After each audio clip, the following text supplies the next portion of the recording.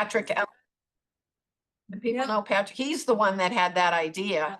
And, Wife still teaches at the middle school. Yep, oh, that's right. His wife teaches at the Aurora's. Miriam. and their son Liam is gonna be in Shrek this summer at the Seacoast. He's gonna be Shrek. He's gonna be sure. Yeah. Cool. The amount. That. I'm on their Facebook, so they're traveling all over the place. I see. Get back to the. Yeah, I was performing a weird. I think we're ready. We're in progress, so we're good. Okay, good. All right. Welcome, everyone, to the Portsmouth School Board meeting of May 27th, 2025. We welcome everyone. We have several special guests here with us tonight, so welcome, everyone. Now, we don't have to have do we have to have the roll call, Patty? We already have our meeting open. I guess we need you to take attendance. Yes, You don't- I've got to take attendance, so, yep. I did not get the name of our representative from SU 50. Our representative is Jessica Morgan. She's from Newington. She's from SAU 50, so we always welcome our sister SAU to our meetings, and Jessica is kind enough to be with us tonight, so welcome, Jessica. So Jessica? Here, Here. here. Genevieve Beckstead Muskie. Here. Fish Campbell. Here. Nancy Clayberg. Here, Pip Clues. Brian French. Lee Hudson. Here. Byron Matto. Here. Gary Nolte. Here. Lisa Rappaport. Eric Moore. Here. Nathan Delaney. and I'll just mention Nathan Delaney is our student rep to the school board, and he's on the baseball team and had a game, I think he said in Nashua. Yes. And it's a on the verge of being a championship game, correct? If I don't know. I can't remember. Yeah, it's a very important game, is I guess what I'm trying to Said, say. and if he missed tonight, then he better win. Yeah. So, yes. But he's a great addition to our board. He has some really good inputs. So we're happy that he's with us. Okay, I think we're ready for the Pledge of Allegiance. Pledge allegiance to the flag of the United States of America and to the republic for which it stands, one nation, under God, indivisible, with liberty and justice for all. Okay, and oh, I should mention that Brian French and Pip Clues are gonna join us at 8. Brian's gonna be on Zoom. I think Pip is coming here, so. Okay, next we have announcements, recognitions. Did you want to start? Or, Why don't you do yours? okay. Zach and I attended the Rotary Club of Portsmouth luncheon last Thursday, where every year the Rotary gives away high school scholarships to high school seniors. And we awarded, I think, 13 or 14 scholarships for $2,750 each. And out of the 13 students or 14 students, however many it was, all of them were from Portsmouth High School except for one, who was from PCA maybe? PCA, I Yeah. think, yeah. So it's a really special event that we have every year at the Rotary Club, where we honor the high school students. So each student has to get up and give a little speech, and they're just so impressive and composed and confident and smart. It was really a lovely lunch, so it was fun. So if anybody wants to go next year, let me know. I'll bring you with me, so. The other thing I did was I was a judge for the debate team at the high school. Has anybody ever done that before? And also, I was Like, rounds 1 and 2. Those children were so impressive. Yes, they were. I So round impressive. 4. Yep. Uh-huh. It's nuclear power, yes, whether we should have yes or no to nuclear power. the support for the And I government. know, Sean, you were a judge too, because you kind of took my place. 'Cause I got booted. Yeah. No, they had more than enough, so Yeah, okay. they gave Charlie and I dispensation to. These kids, they have 3 minutes to stand up and give their stand. And they don't say, they don't say, they just go on, and they're strong, they're convincing, I was blown Oh, away. yeah. Oh, they're amazing. I mean, I could never do anything like that. But, so they each get 3 minutes, and then they challenge each other. They have a series of like Mm. 2 minutes or something where they can challenge the person that's against them. And it was really amazing. Yeah. And I know our debate team, Eric, correct me if I'm wrong, and Sean, we have a pretty good debate team, right? And we're like award winning at our high school. So that was really impressive. So those are two things that I did. Does anybody else have anything they would like to talk about? I probably stole your thunder a little bit about the debate. Oh, I loved it. No, Yeah. I had a blast. No, I heard you were coming later on in the day. So I Oh, yeah. started, you finished. Oh, Carrie. I am aware of a voter registration drive at the high school on Tuesday from 1 to 3, but with new ID requirements. Oh. Students have to have 2 forms of ID. And also for the first time, my husband is supporting the student organizers and is very scared of breaking the rules. So if anyone is going to be at the high school on Tuesday and wants to like ask him for his ID or anything to harass him, I would appreciate him becoming totally comfortable at the high school so that he keeps this going. Thank you, Carrie. Anyone else? Okay. Two. Oh, yeah. Two you quick things. got- One, yeah, just some- to piggyback on what you're saying, we're in kind of the culmination of the year kind of period of time, and there's a lot of awards going on, a lot of final concerts, kids going off to camps, but there's like these culminating experiences. And I think what you talked about Rotary is you see these students at all these different levels, and they're just unbelievably impressive, you know, and I think it's a real tribute to the partnership that we have with families, but the work that staff do to put these kids in a position where every single kid who gets up at Rotary, I just said, I know what you said. but their speeches were right on point, magnanimous, the list of things that they had accomplished during the period of time that they were in the system. And it's the same thing if you go to the concerts, you see kids who have had a whole year's worth of growth, or they've been in our system for 10 years, and you see where they are now as performers. And it's just really impressive. So I encourage the broader community who might not have kids in the schools to go to, there's so many events, go to our website. There's so many events that are going on, to go and kind of see what are the youth, what's happening with the community, the youth in the community. Because I think we have a very impressive set of kids who we are putting out into the world in our different stages of that development inside the system. And that's all comes back to the quality of the staff that we have, and the types of, and we've talked a lot at this group, how important the investments are that we make. We make choices about how we support these folks and what they do. And I just want to make sure we continue to do that, because the outcome is really, really clear. The other thing I just want to mention, this is also a time of the year, well, as we come into the end of the year, it's been a tough year in a lot of ways. We've had some student deaths. We've had some just challenging situations that have been hard. And I would say, through a lot of these experiences, I am unbelievably thankful. And we had another experience recently. Our relationship with our police department is, I just can't say enough about it. Unbelievably professional. Our police department is kind of the lead department in our region, and it comes through the professionalism of the police department, the ability to assist us, and the desire. When we pick up the phone, we are the first priority every single time. And safety is, safe. They want to make sure that we're assuring safety of our school community, but the way in which it's done is super professional, highly trained folks, and I can't say enough about that relationship. I know as a superintendent, when we get into situations where I have to call the police, I've been in other communities where I worry about making that call, and here they are partners. They are thought partners in trying to resolve issues, and they are absolutely about assisting and not directing. And so I just want to, again, there are from time to time, I'm in a position where I want to do that, and this is another, just based on the last couple of months. I just again want to thank our police department for everything they do for us. Okay, thank you, Zach.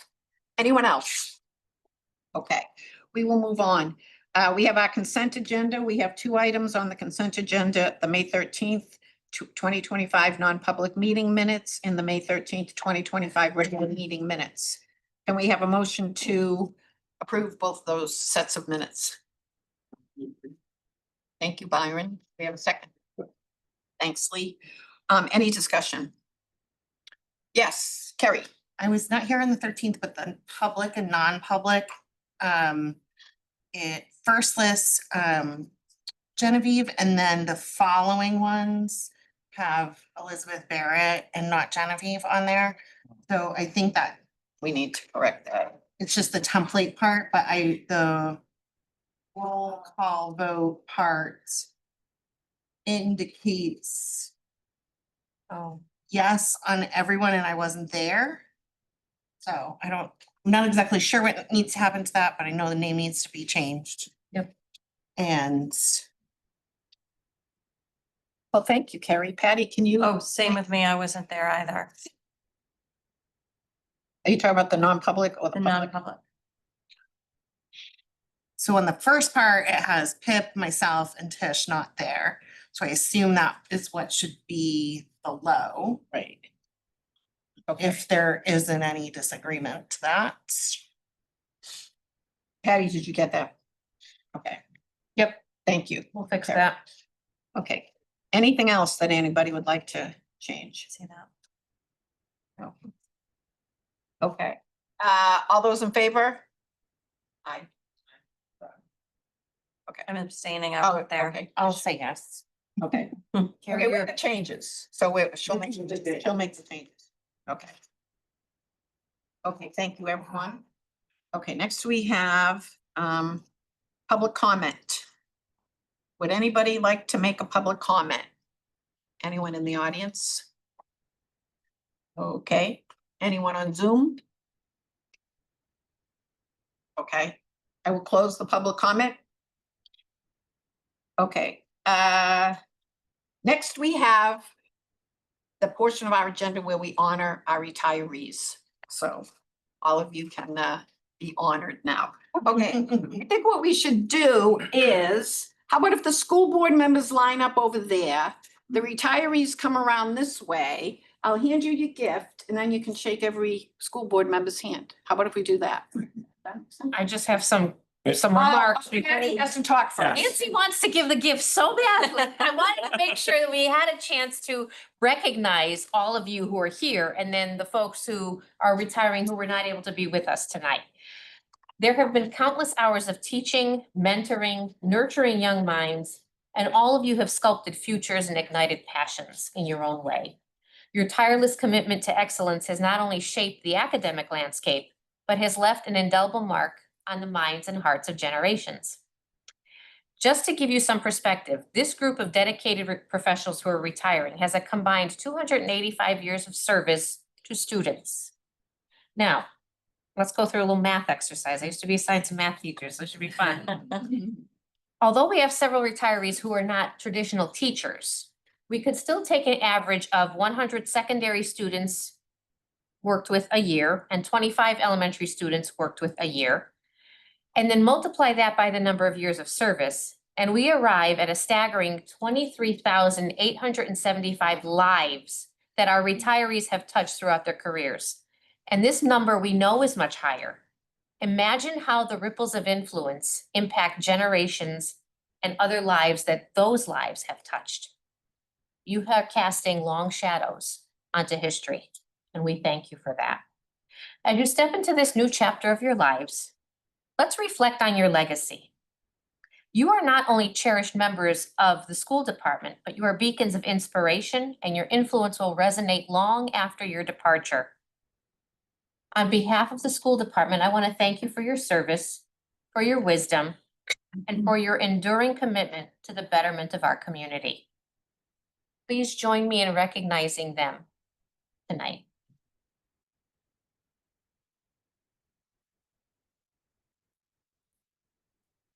Now we can follow Nancy's directions as I call folks up to receive their gifts. So board members on the wall there. And I'll just call up Okay. so Cheryl Hogan, paraeducator, come on up. Woo! A long walk. Oh, no, I guess you can do it your way. That's fine. Thank you. Congratulations. Thank you. so much. Karen Jacoby, third grade teacher.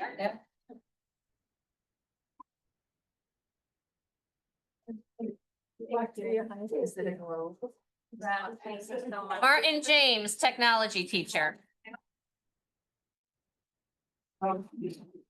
It's the big bag, Nancy. Why'd you make this small? Stephen Jones, architect teacher.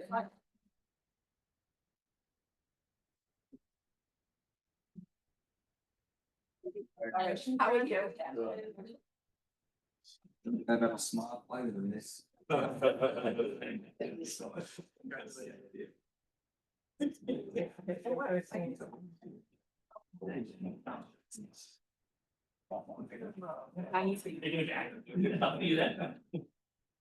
Yes, yes. Well, good luck.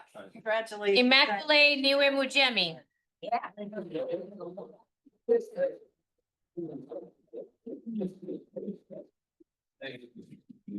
Congratulations. For all those years. Lori Berlinski, school counselor.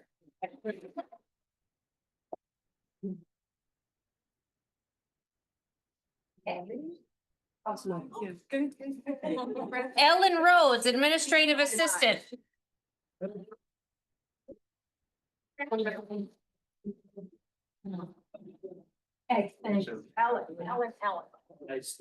Thank you. Lisa Stratos, paraeducator.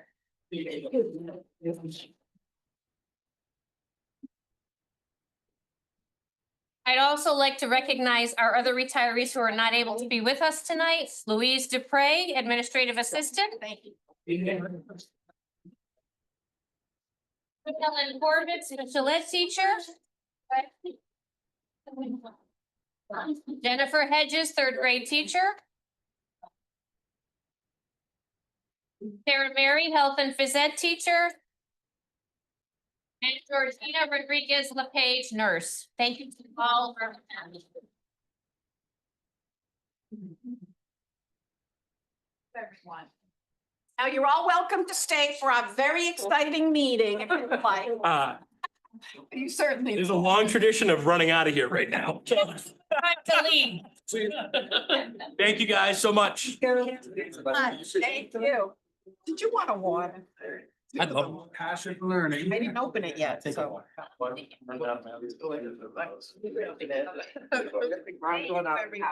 Yeah, we don't know. Okay, next, what do we have? Yeah, no. I saved you. This one, yeah. Yeah. Do you want? I did too. Yes, let me, Appreciate that. Just gonna leave him here like that? I told them to go, so I can, Bye, Phil. you guys. Take care.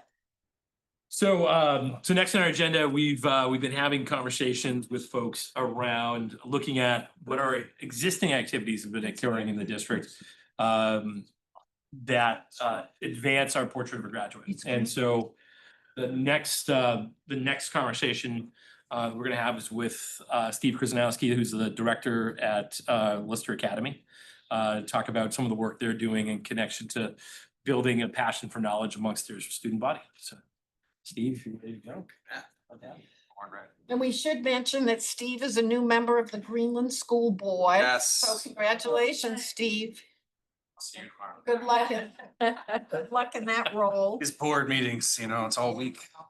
You saw us doing this and you were like, I was like, so much fun. You know what? That's what I want. Time. No, he's like, I want on the other side of the window. I mean, it's been a learning experience to see how the sausage is made sometimes behind the scenes, you know, so. And you've been here, you've seen us and you still jumped You in. guys were my shining light. Oh, Yes, beacon on Your muse. city on a hill. That's right. Thanks for having me. I do have a presentation. I don't know if I can present it. I If know. you want to jump on the link, are you on the agenda? You can jump on the link and then I'll just promote you to panelist. Sorry about that. I knew that, but I forgot.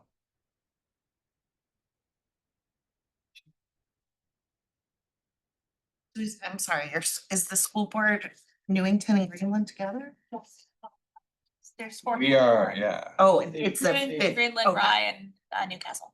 And you don't have a separate school board? I should know We this. each have a separate school board. We have the same SAU superintendent and SAU office. And do you have the separate meetings and shared meetings Yes. both? Yeah, we have our joint meeting tomorrow. And then we each have our own in-house. I found it. See, we've got these here. How often do you have to do it? It's like quarterly. Yeah, it's not as often as these regular meetings, but I'm new this year too, so. But then there's a joint 50-52 meeting as well, right? That's the Yeah. area meeting. Yeah. It happens quarterly. I felt like I should not be a part of those because it just got so like convoluted, right? What's my role here versus my role as a parent and a board member, right? So here we are. All right, I'm in. Allow me to talk.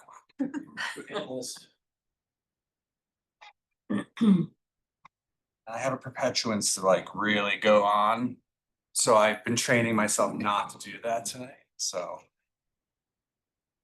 I did share this with most of, I think everyone may have seen this already. The packet. Just for anyone who, has seen it. Share my screen.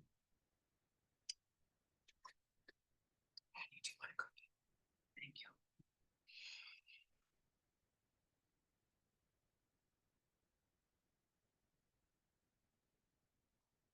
All right.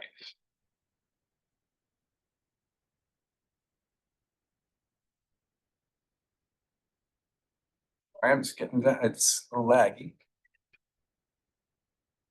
So I've been trying to figure out what the best things to fit into our meeting tonight is, because I can just go on and on and on and on and on.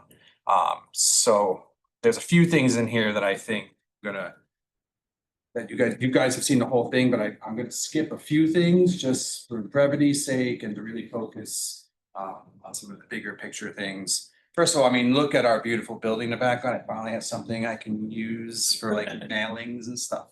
And if you don't know, the flamingo is our unofficial mascot. We have it plastered all over the place. Fridays, you show up, you'll see everyone wearing flamingos and whatnot. But I just want to start. This is the, let's say, all-encompassing 50,000 foot view of like student at Lister. Who they are, where they come from, what makes them a Lister student. And I've done a lot of work the last 3 years of rebranding, right, in terms of what Lister is now versus what it was 30 years ago. There's a term in the district that the kids use and even staff, Lister kids. So we've gone into schools and had conversations with, teachers to kind of reintroduce ourselves. So part of that is, when we get a kid, and this will make more sense in a moment, they have an IEP, right? So they possess an individual education plan.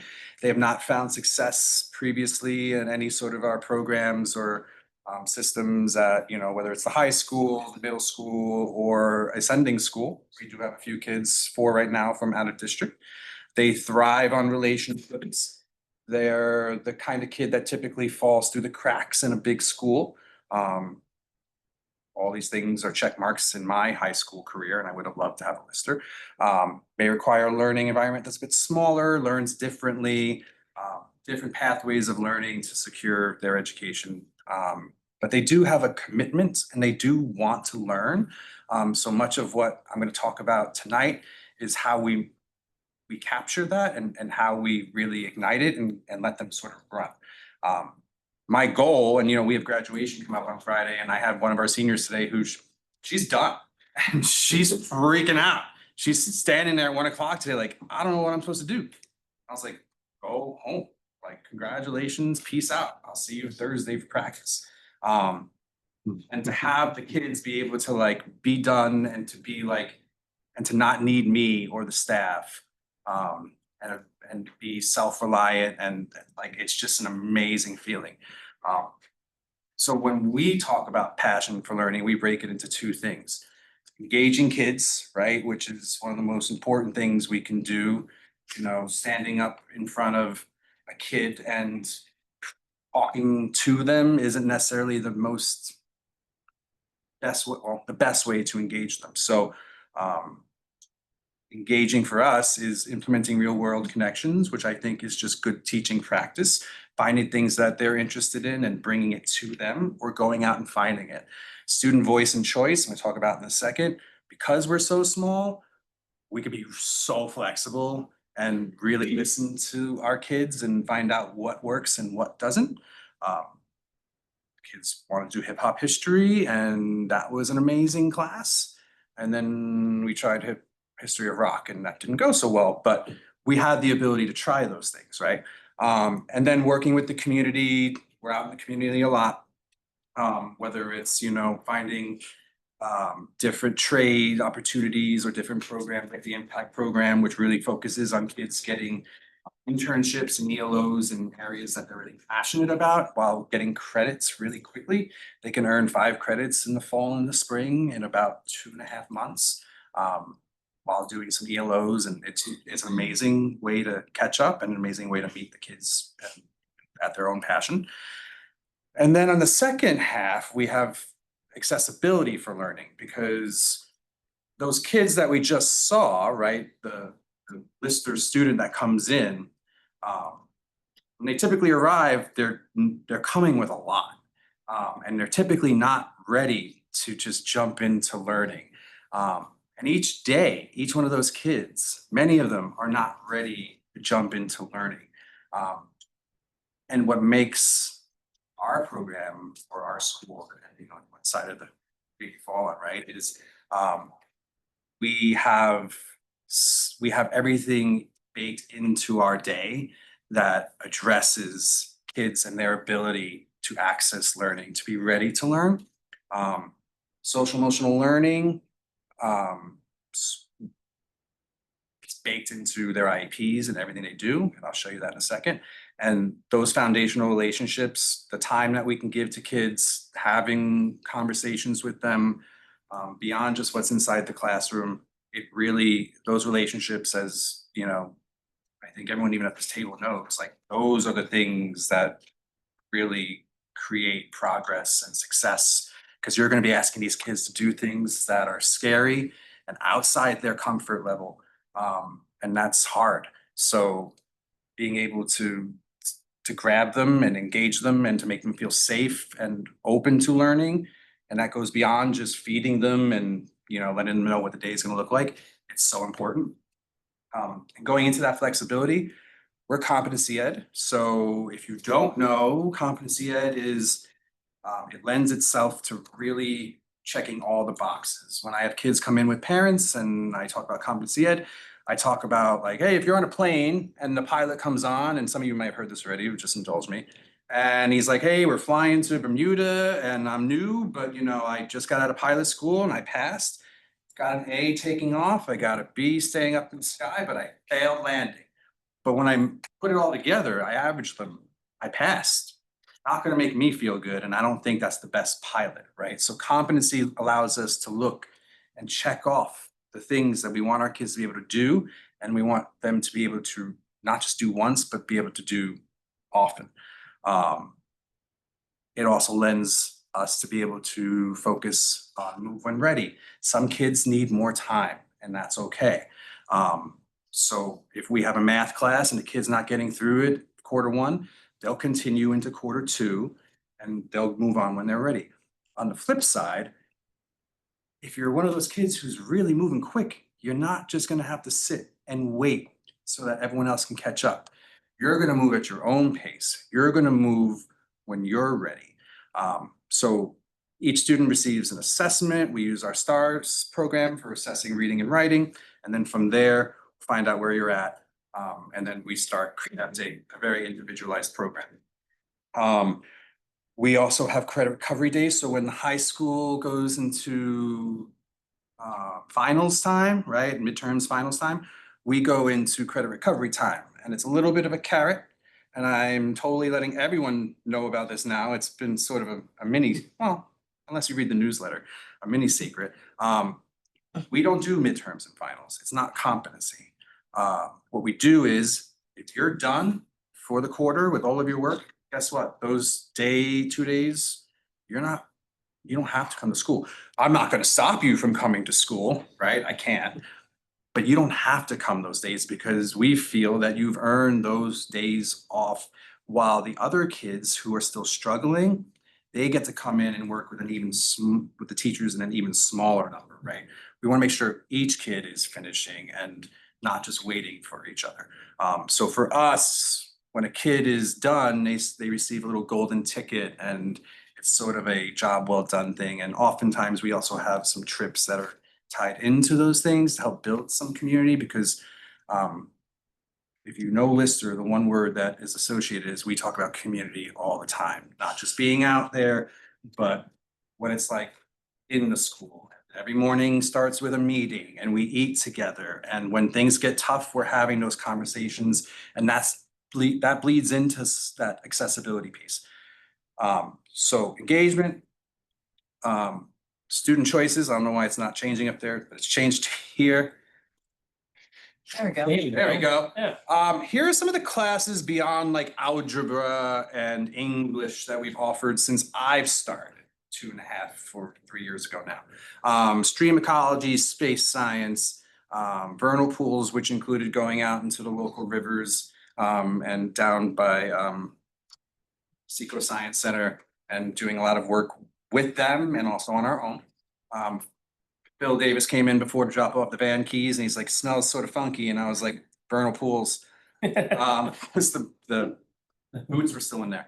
The aforementioned history of hip hop. As you know, we have our Maple program, which isn't just doing Maple. There's a math component, there's a science component, and as you know, we rope in the elementary kids, not just in our district, but also in towns that are close to us.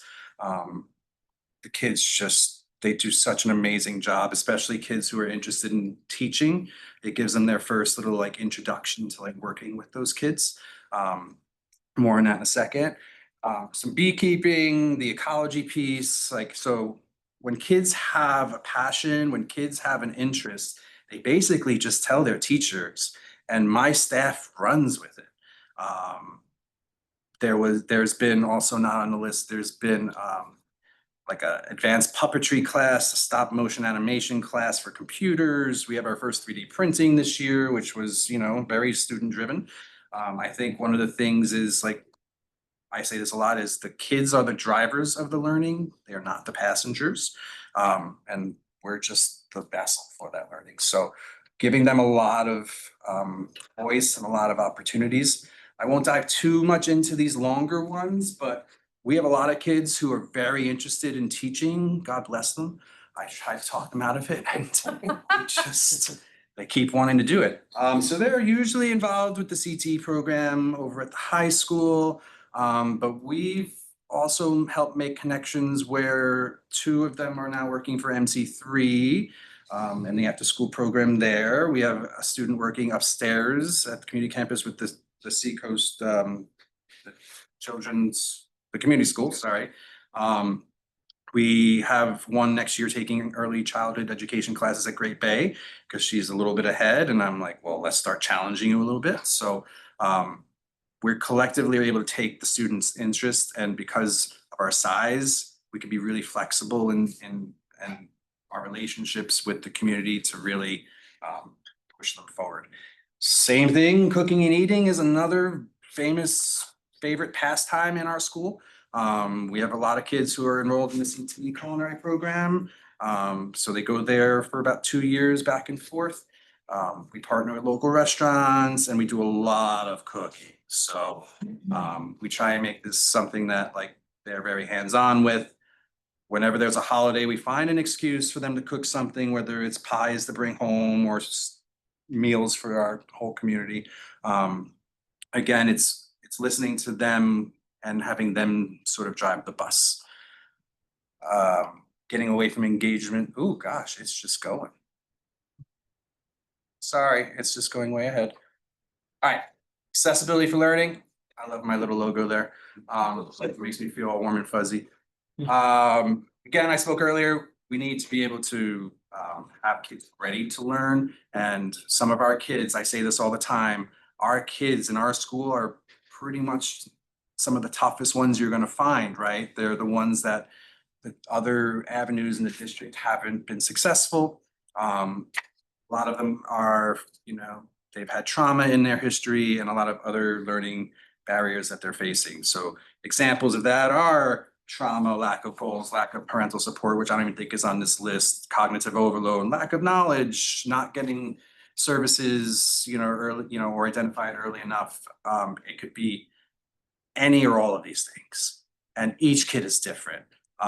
So when a kid walks in and has one or multiple one of these, like there's a lot of work to do. And I had someone in the building today who was interviewing for our English position. And they said, well, you know, like what really interests me about here is that like when something is wrong, we can stop on a dime and adjust, or you can stop on a dime and adjust. And I was like, yeah, I've never heard it said out loud like that, but it like really, we're able to do that. And we have to do that in concert with the kids. And I think that's also one of the bigger things that we do as well is to make the kids a part of it and say student voice, like it is a tangible exchange, right? They are part of each piece of their learning. We're pushing next year for them to do some more self-reporting of their grades and whatnot. So the last thing I want to focus on is like we, you know, when you think of Lister, you think of a lot of people are now saying it's the social and emotional learning school, right? SEL school. And like, yeah, because it's super important. If you don't know, these are the main pieces of social and emotional learning. 2 years ago, we started building rubrics for social and emotional learning, these pieces right here, and started putting them into the kids, each kid's IEP. Each kid has an SEL goal, if not two. A lot of them are executive functioning. Some of them are more self-awareness. And then we found that there is an organization called CASEL that really is the driver for social emotional learning. And we found that our rubrics are actually pretty close in terms of how they look and how they're used. So this is an example of one of the rubrics that our kids would see and the parents would see in an IEP meeting and working with their case manager and their teachers. This one is for, I believe, self-awareness. So on there, we have the CASEL goal, our competency, and then the kid and us work together to fill out this rubric. On the bottom is more a broader just list of some of what the other rubrics are. So self-awareness, self-management, social awareness, relationship skills, and responsible decision-making. We have an SEL class baked into the day that's attached to a study center. So it really is this all-encompassing machine that is taking chunks out of, taking chunks of, this is gonna sound weird, but like taking chunks of the walls of each of those kids down, right? Those barriers down. It's a hard job. It is an emotionally draining, but emotionally rewarding, the most rewarding job I've ever had. The kids are amazing. The staff is amazing. I'm never gonna leave if you guys don't kick me out. I go into a little more, and I'm not gonna really talk about this here, just because I know I've been talking a lot. I apologize. But the role of the staff, they are so focused on meaningful relationships, getting through those tough times. There have been often times when our students have had some incidents at home where like the people they're talking to or trying to find are their teachers. And I go to far as say like parents too. And I mean like late night parent phone calls to, you know, it's just, they're all sort of social workers. And I think they are so amazing. The last thing I want to talk about is before the district started doing their portrait of graduate work, We did a little portrait of a RJLA graduate, and it was only based on our rebranding piece. Trying to let people know, again, what does a kid that comes into Lister look like? What do we do here that's different? And then what does a RJLA graduate look like? And I was able to take ours and piece it directly to the PHS one, which I think is nice. Just because our kids learn a little bit differently, or we have to be a little outside the box, or they're in a different building than their high school counterparts, doesn't mean they're not Portsmouth High School students, and doesn't mean they're not getting the same things that a Portsmouth High School student would get. So I think, sorry, I'm just getting,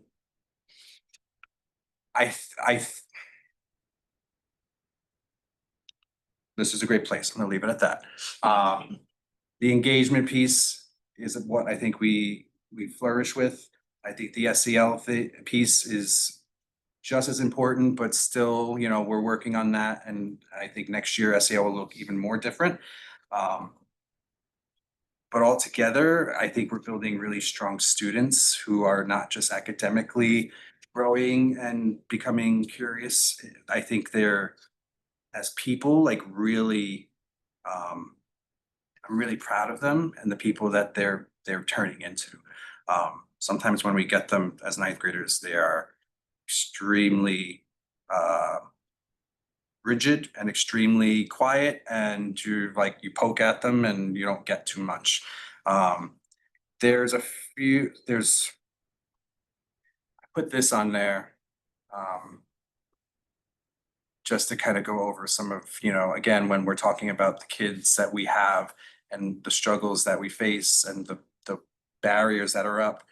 Again, every one of our kids has an IEP, and their IEP features a primary disability, but also some of them have secondary and beyond, they can have up to 3 disabilities that they're dealing with, and those are pieces that we also have to address. So with the SEL and the engagement for academics, sometimes we forget the disability that they're also enduring. So it's just another piece for food for thought, and it changes every year or so. Questions? Yes. Thank you, Steve. That was very, very enlightening. Thank you. I have a question. And then Thank you for this. You know, I'm a huge lover of the school. When it comes to the IEPs, are the kids, for the most part of it, are the students hands-on with the creation of the IEPs, the meetings and all of that? Yeah, so typically when a lot of our kids we're finding aren't really part of the process until they get to high school, which I don't think is out of the norm. I think, parents don't necessarily think that their kid is capable for that. And some parents think, I want them there early and I want them to have a say. There's always a student invitation that has to go out. This manager works with our kids to make sure that they're getting some feedback in terms of, a lot of it is about their goals, right? What are we doing? Are we hitting your goals? Where are we struggling with the goals? And, is it something that we're going to continue on next year? We also, I know you didn't ask this, but the parental piece is super important too. I think sometimes we can gloss over parental concerns, and I find that, they're the ones that have spent the most time with the kiddo. So that's where you'll get a lot of the good stuff. Yeah, I thank you. think Lee was next and then Kerry. I'm just gonna ask more, how do you think that this year has changed program, changed the students? How has it impacted students? That's a great question.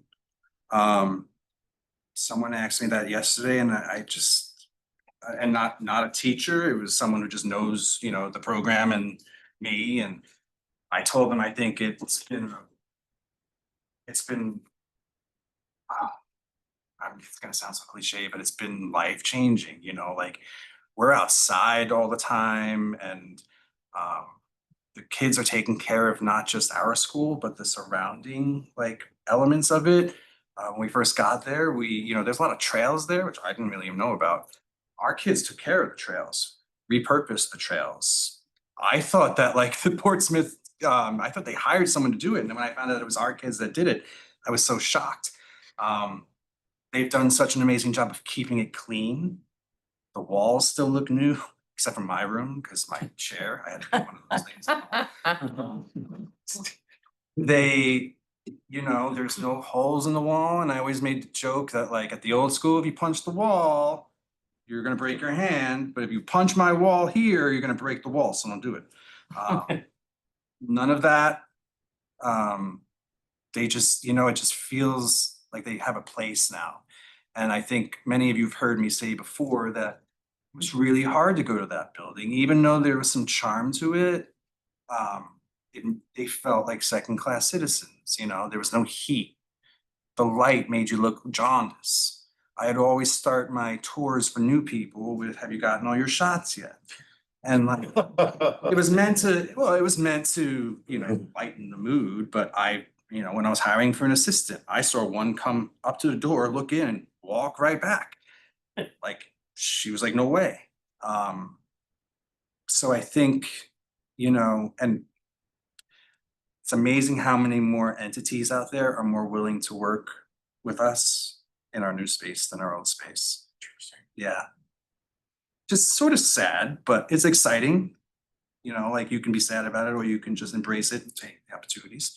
But I think the new building has been great. And I think not just for kids, but for staff. I think we haven't yet figured out the lights. Sometimes they turn themselves off still. That's not necessarily, I'm not gonna complain about that. But yeah, so thank you for that building. It's amazing and it makes everyone feel valued and feels like they have a place to go to. And No question. to go from, let's just say, just to go from being in the worst facility in the district, and now to be in the best facility in the district. Well, now my tour is like, look, my favorite part, and I point to the water bubblers. Like, we got 2 of them. And they look at me, they're like, well, this guy's weird. And I'm like, yeah, but also like, we didn't have water last year. We spent $13,000 getting water from, fresh, whatever. Yeah, I can't, that was trauma that I can't even undo. So it's just like, even something so small like that. We have more bathrooms that's been really helpful, single stall bathrooms. There hasn't been any like misuse of that. Like they are really taking care of it. And it's nice, because they're high schoolers. You expect some sort of like clumsiness. But no. It's gonna be interesting. You and I have talked about this, about how right now we've got a group of kids.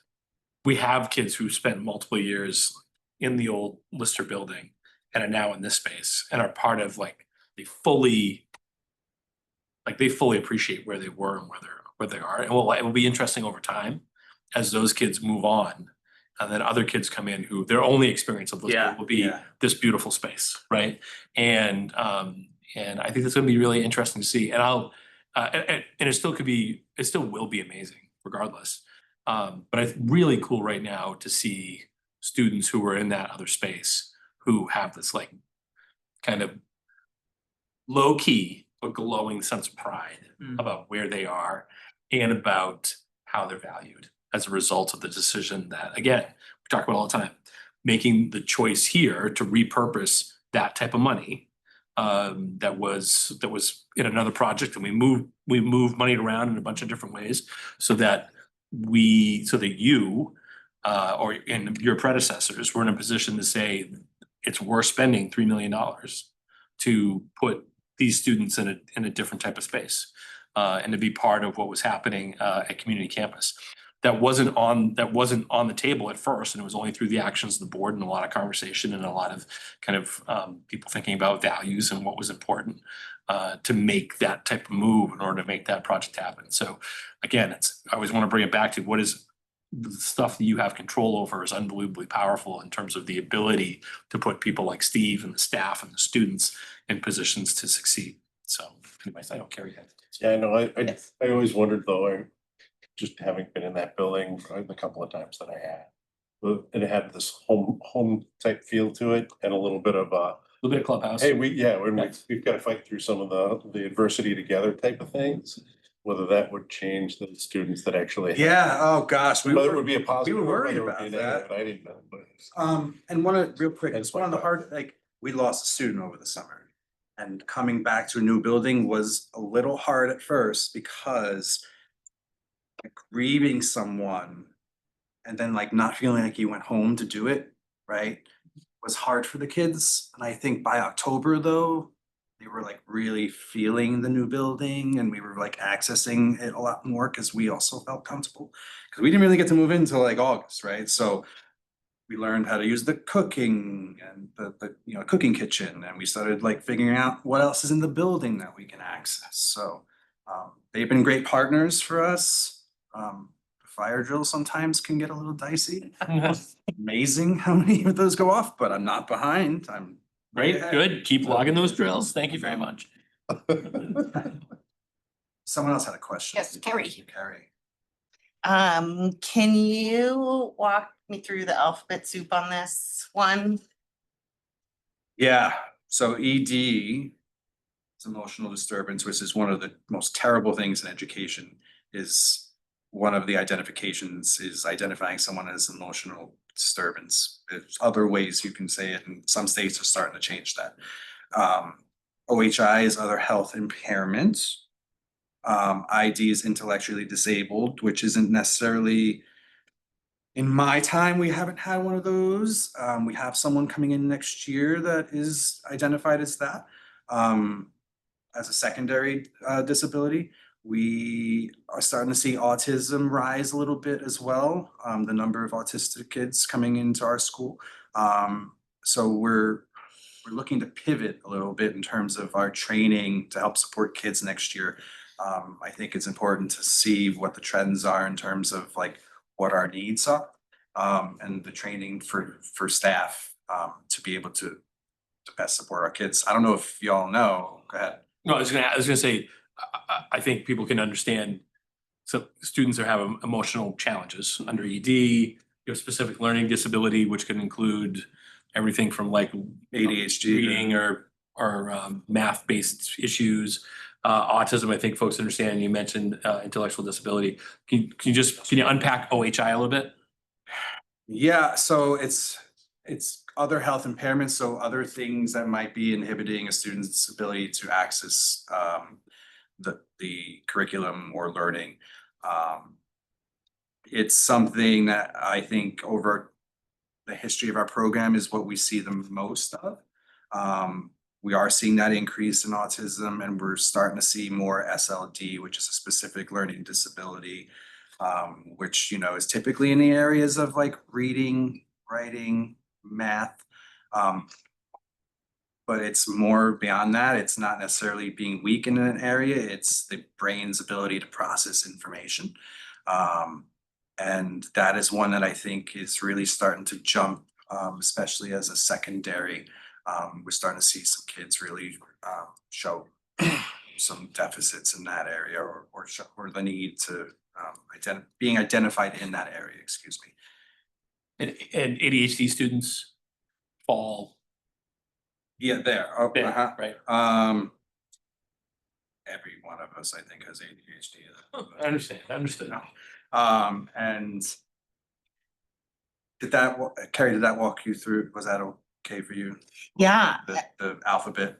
yeah, I'm actually like I'm really surprised on the number of, I don't know, maybe it's just the medical background. I'm like, emotional disturbance is really like that. I don't know, there's just so many other. Like that's archaic in the medical world, so like, it's just interesting that that's people's primary. I could totally see it as like being a part of that. But anyway, I'm just reflecting. And I don't know if the board, so we've done a lot of work this year on just certifications. Our staff is undergoing some training, well, they're taking classes to make sure everyone is certified in special ed, not just a select few, which I think is just gonna be so important for not just staff to be able to like have the capacity to help kids and to understand those big pieces, but to have each kid being able to have that support in each room that they go into. It'll help us service kids in terms of having, caseloads for IEPs that are more manageable. It'll do a lot. So we're very excited about that, and my staff has been great. Like it started today and they jumped right in. There's 2 others, and they're like bowls in a china shop, they say, right? Like they're rolling. Patty, thank you for your help with that. You've been instrumental, because certifications is a pain in the tuchus. Anywho, I talked a lot. Are there any questions? Any other questions? Yeah. So I'm better at the question. That's part of the thing than.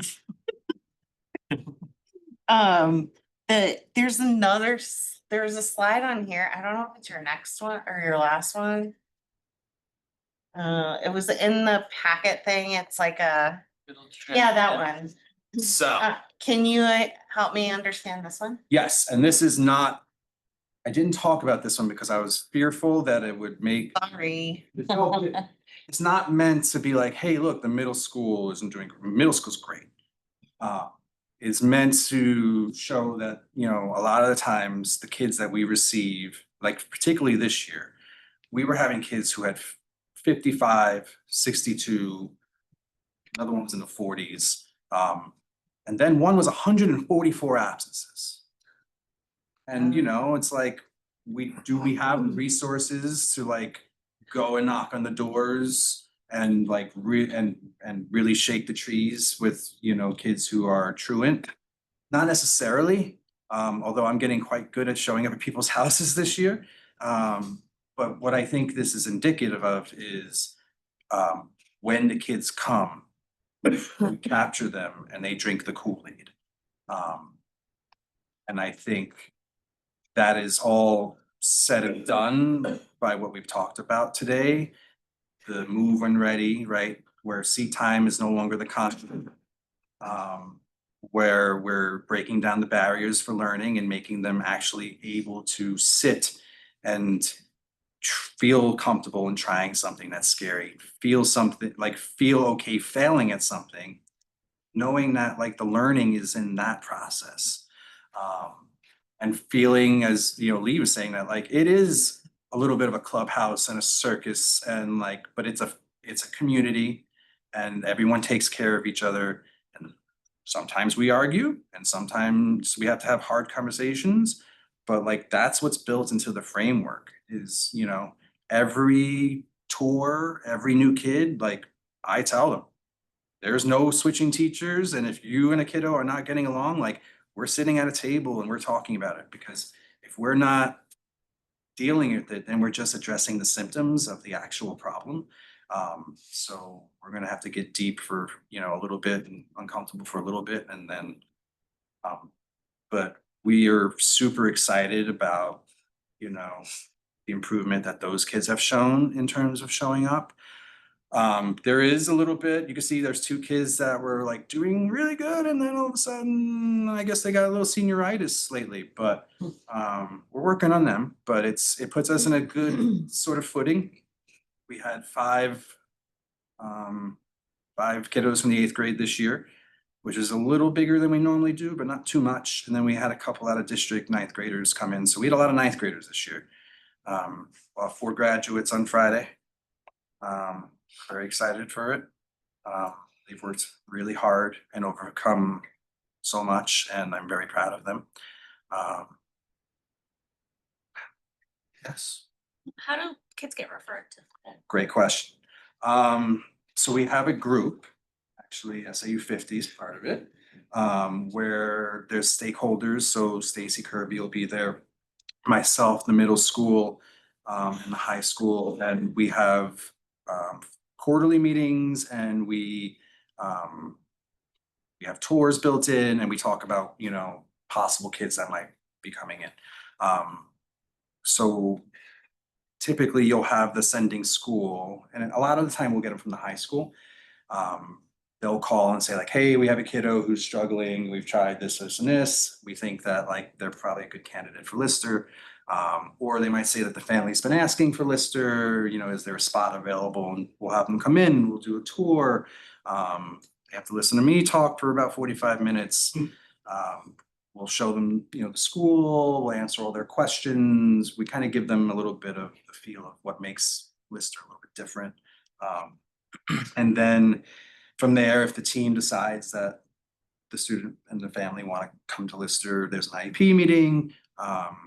And then pretty much we try and keep it onto the quarters so that when a kid comes in, you know, there's no work that they're leaving behind or work that they're now owing and they can't catch up this quarter's. So they feel like, you know, why am I gonna be here? We don't want to start them off on the wrong foot. But sometimes we have to, you know, we have to throw those rules out the window and just, you know, do what we have to do to support kids. But that's typically how the high school works. Out of district, they will ring me up and say, we have a kiddo, you know, a lot of times they're maybe like Mount Prospects and like now they need to transition back into a different environment. So we'll do the same sort of process. They'll send the materials, they'll come for a visit. A little more say in terms of those kids, not that we're gatekeeping, but we want to make sure that they will fit into the community and that sort of thing. We have a lot of weird rules too, like cell phones aren't a problem at our school because they just hang them up. A lot of kids would freak out about that. We do a lot of restore, like, but anyway, so, and then the middle school, that's a different process where throughout the year, they're giving me a heads up of who might be coming. And then in spring, we do the tours. So eventually it becomes pretty universal and linear. You feel like the meet your capacity? Talked a lot about We capacity. have talked a lot about capacity. We are growing, so the number when I came in has always been about 24. Next year, we're going to 30. We're at 28 right now. I think we can go up to 30. It's 8 kids per teacher, like actively teaching. So we're growing. And I think that's a good thing. I want to make sure that we're supporting the kids as we grow, right? Making sure that we have right supports, our support, base manager support, all that stuff. And I think in a perfect world, you'd have like 4 listers in a district, right? And really sort of like, I know, which is it's not lost on me how expensive we are. And, you know, I know that is always a thing. So we try and, you know, do our best to mitigate those. Steve's doing a things. good job of tap dancing, but I would say it's definitely an active conversation as we're trying to figure out how do we, because we really believe in the program. So how do we take advantage of the space, which is beautiful, take advantage of and then provide the programming, which we really believe in, to a broader number of kids. At the same time, when are we going to start pushing up against program integrity at the same time? So it's like there's this financial incentive for us to also look at, and that's not the primary reason why we have the program, but a lot of these students might be students who would go, and this is part of our dialogue. It's like, look at the value of the program right now. You could have out of that group of students, let's say anywhere from 5 to 10 of those students, depending on the situation, could be out of district placement students who might be then in $100,000 tuition-based program with $30,000 worth of transportation. So again, the program's not there primarily as a cost saver. We believe in having kids here in the district with their peers.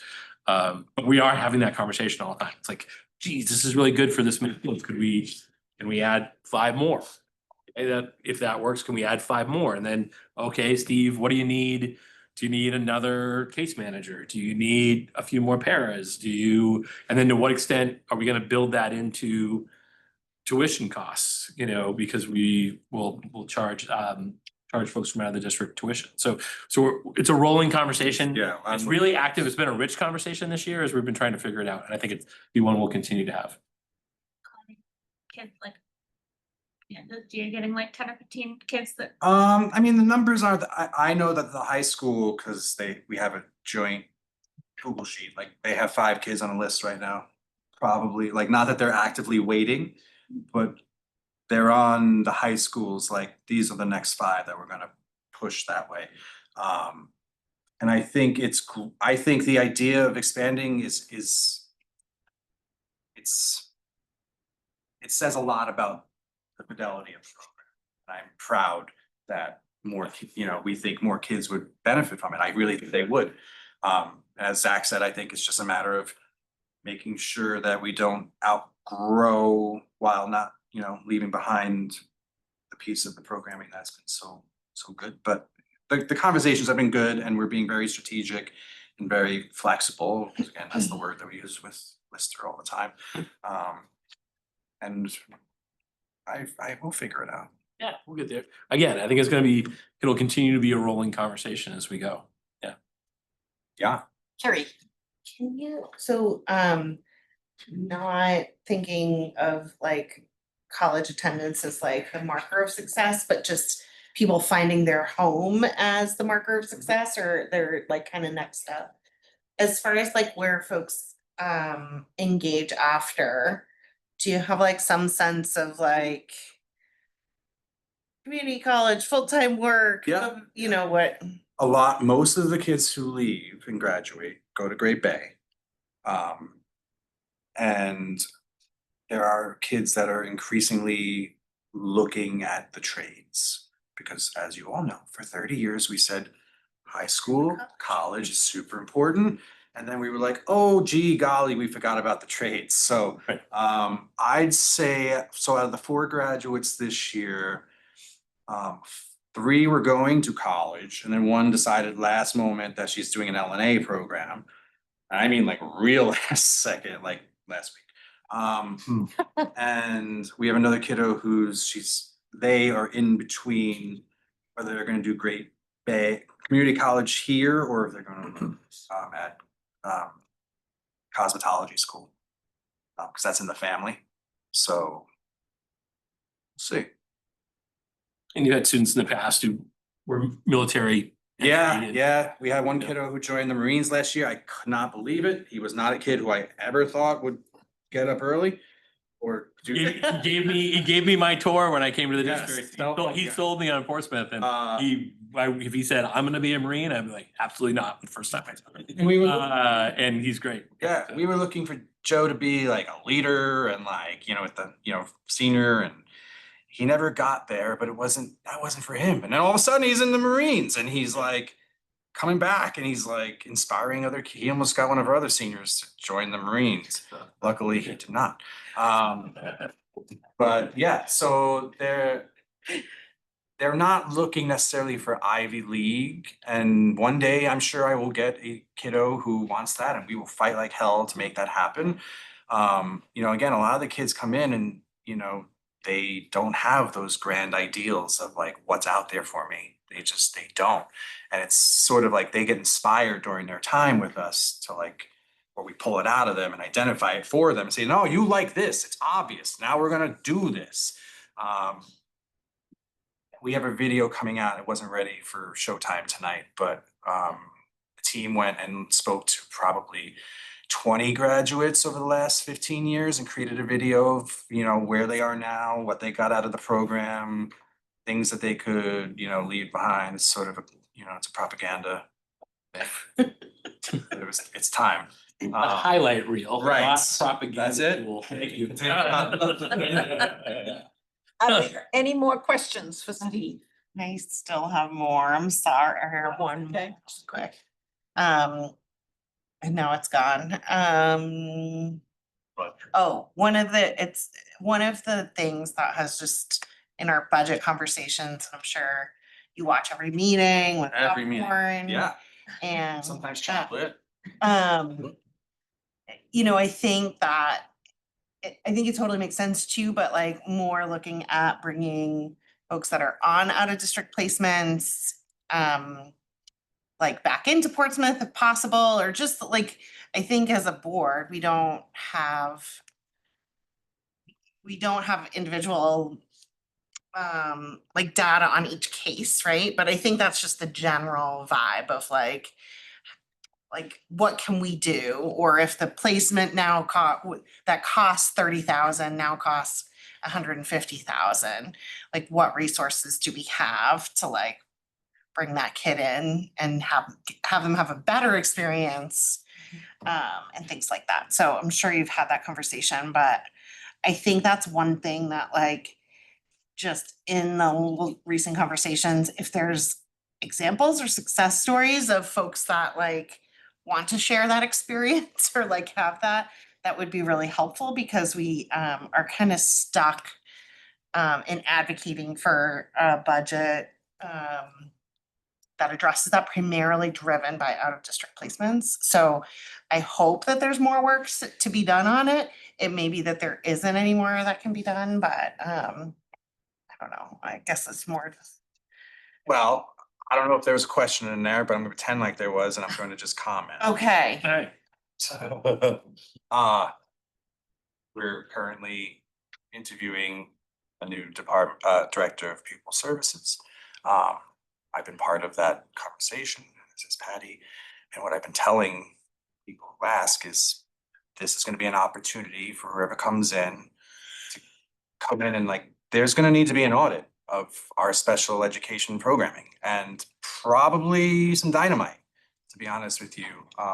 And hopefully the next person comes in can really have some dynamic, visions for what special ed should look like as a district and how do we support, all the supports in the right place and all that, and what those reports should be.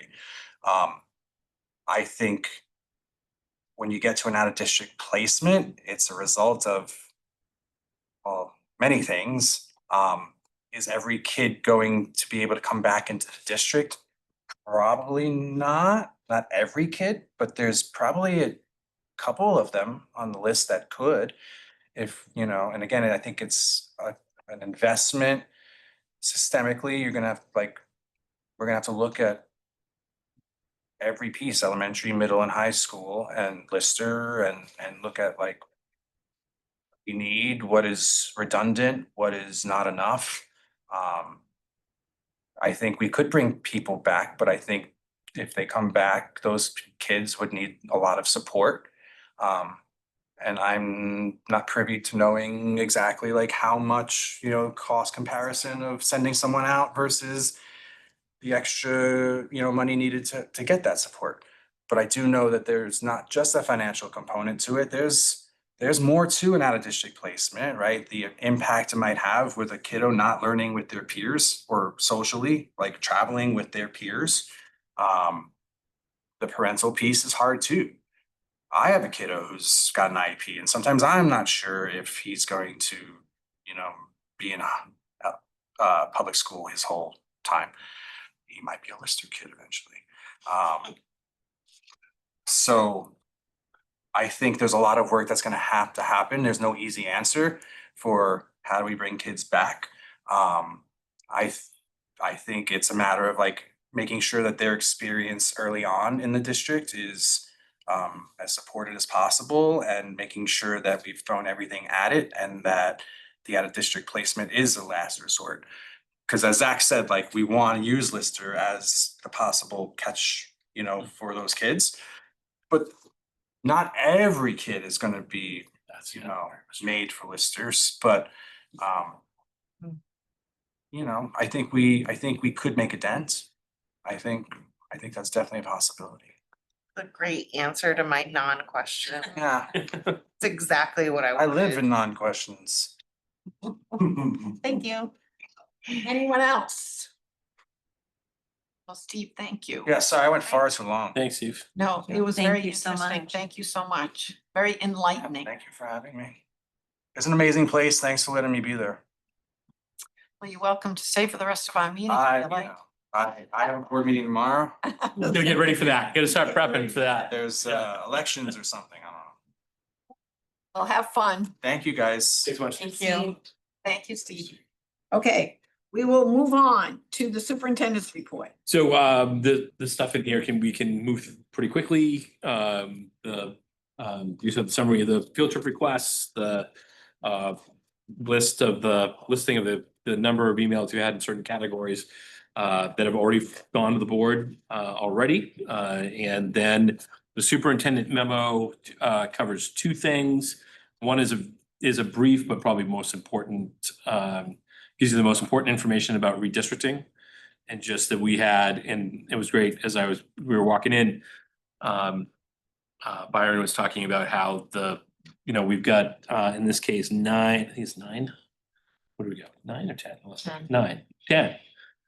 10 students that will be making the transition, which was only one off of the projection of what we thought might occur as we went through the whole redistricting process. So, hey, that's pretty good that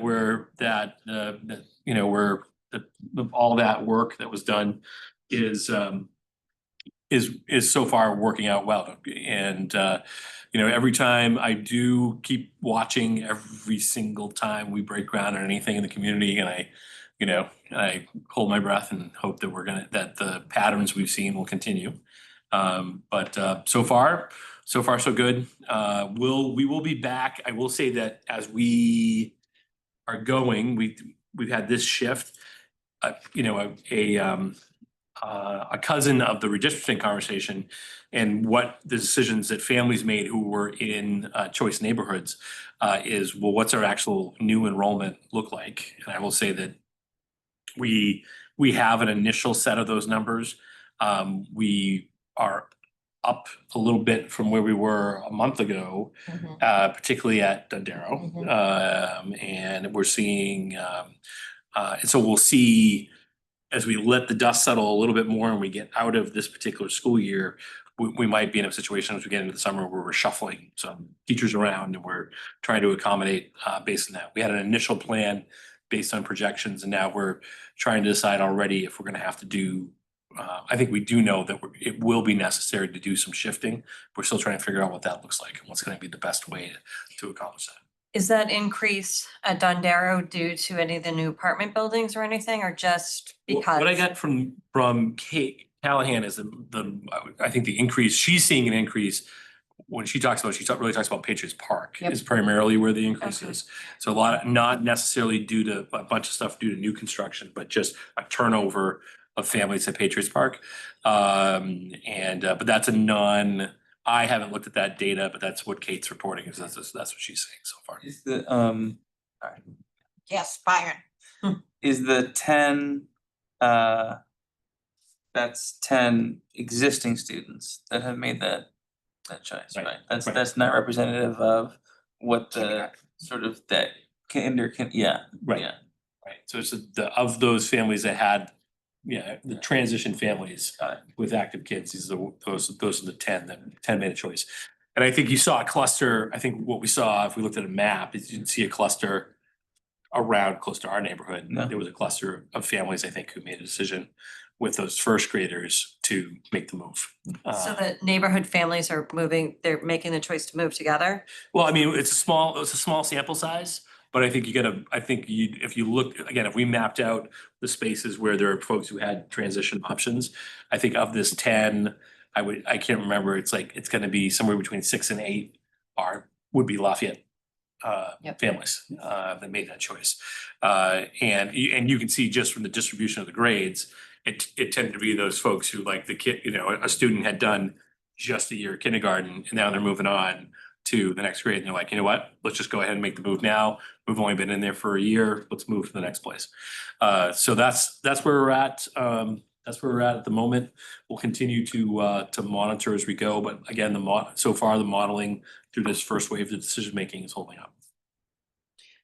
Do we have any idea of kindergarten numbers yet? Is it too soon for us to know that? So we can. I know we do have a set of enrollments, but I don't know.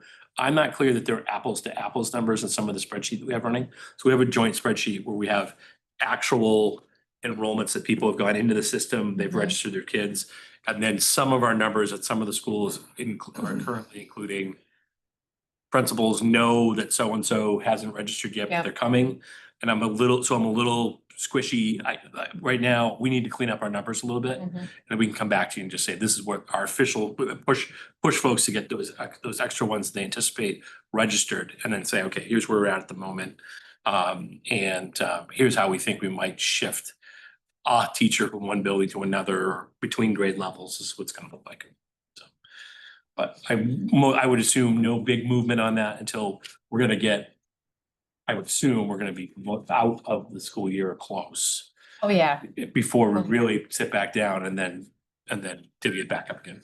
Are you watching any like, or aware of any like, big employment, shifts in terms of some of like the companies at Pease or, Yeah, I don't know. So I don't, we're not aware of anything. And that was one of my questions when we first had the turnover. When we first were seeing a little bit of the uptick on the kindergarten registrations at Dendero, it was like, oh, did we, let's say Lonza, Yeah. was there like a turnover of Yeah. people who had been in for a few years and are heading out, and now we have a new crew?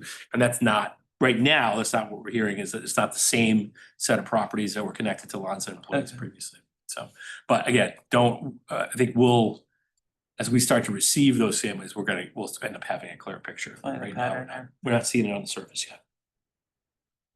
And you can get registrations all summer long, correct? I mean, Yeah. Good, but it's, deadline to but it's the also, I registration. think what's really key is we're working really hard to try to create incentive for families to register earlier. So we've already gone through what we said was our registration period. So that we can get people registered, and then right on the heels of that, I think we're gonna do more and more of this. I would anticipate as we go forward, where we will be in the spring, like in April, doing kindergarten, like orientations and things like that, to try to make sure families are getting us early.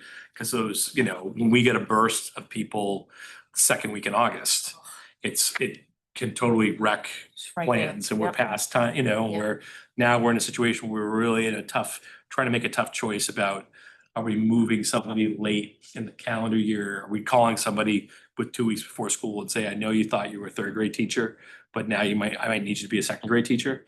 That's really challenging. And there's some contractual limitations in our CBA about when and how many people we can move. So anyways, just that's the thing where I think some messaging that we want to continue to do over time is we need families to register early. Waiting late can have negative impact on the whole system, so. Okay, any other questions, Carrie? So kind of related to the redistricting, but also the conversation about like alternative programming, or sort of, I think it falls under like the space utilization. We talked about like after redistricting, really looking at space utilization, and then also across the district. And I feel like there was a committee that was gonna do that. building needs one? Yeah, So, yeah, Is that, okay, we haven't, it's Tish and I, and we're, truant moment. you're truant? We haven't met We haven't yet. met yet. Oh, I see, okay, got it. They're planning on meeting soon. but I think one of the things coming up in terms of some space utilization that will have an impact in the upcoming year is so in our conversations with the city, and the difference between the manager's budget and our budget, with tomorrow night really being the last night for public advocacy. The importance of, and we've had this conversation with, I've had some individual council members who have reached out to try to understand, like, how would you prioritize this list if we could only give you portions of it? And I've had this conversation with the manager's office, and one of the things that we're talking about is definitely the intensive needs special educator as being like something that we would like to have on the ground next year in order to utilize some of our space better, and to address some of the concern about putting kids on a pathway that might lead to out of district placements as opposed to having them in-house. So I think that's also connected. I think, tomorrow night rolling into whenever the council comes to a final decision, I think they have there's important choices to make that might have them deviate from the manager's budget and come back towards where you guys are and where we are around what's important. And that's connected to space, and it's connected to some of the out of district programming conversation we've had. So I wasn't sure if it was better under financial, but I had been I know that the police and fire had been talking about having their own joint sessions. I believe that we sort of wanted a school board session. I don't know if that request was formalized or. We didn't send it formal. I would say it was not a formal request to the council, I don't know I didn't hear the fire one. Police from the podium. When they did their initial presentation, chief and then members of the commission asked for a separate work session with the council. Don't know that has occurred. It hasn't occurred. I don't think it's going to occur. It's not scheduled. It's not scheduled. If you look at the schedule of city council, Police is scheduled though? no. No. So I don't think either one of the other commissions, And they would as have. far as I know, Would have to, would as have far as to I be know, public. neither one of the other commissions have a independent work session with the council before when we anticipate the council would vote, which is June 9th. So at the moment, what we would anticipate as the last public meeting, unless they extend the process, the last public meeting before they vote, and usually vote June 9th is when they're gonna vote, and usually there's not a lot of movement on the night of the 9th. Like they've already come to the table with a number, and it's more, I think it's more of a ceremonial conclusion of the process. So tomorrow night, and then the kind of conversations that happen outside of public meetings with folks to try to advocate will be the opportunities for us to impress upon them the need to add the things that we thought were important into the city budget. And I think if you feel a relationship with a city councilor, don't hesitate to call them up and say, can I have a cup of coffee with you? Or do you want to have a conversation on the phone or whatever? I got a couple that I'm totally. gonna do that I with. think that's Um, important. Because, we've heard a lot from the mayor, but we really haven't heard that much from other counselors. So I think if people are comfortable doing that, that might not be a bad idea. No, Maybe they'll tell you that they're not gonna support our budget, but at least it opens the door that maybe we can convince them that, our budget is sound and good for our kids. Yeah. I just think I'm struggling with as conversations are happening, I think there's a lot of ways that we can help to educate around how our budget comes to be, how out of district placements. And I think to me, it's at a point where it's such a struggle that the conversations are one-on-one. Now that we're more clear on we're clear as individuals what some of the hangups are.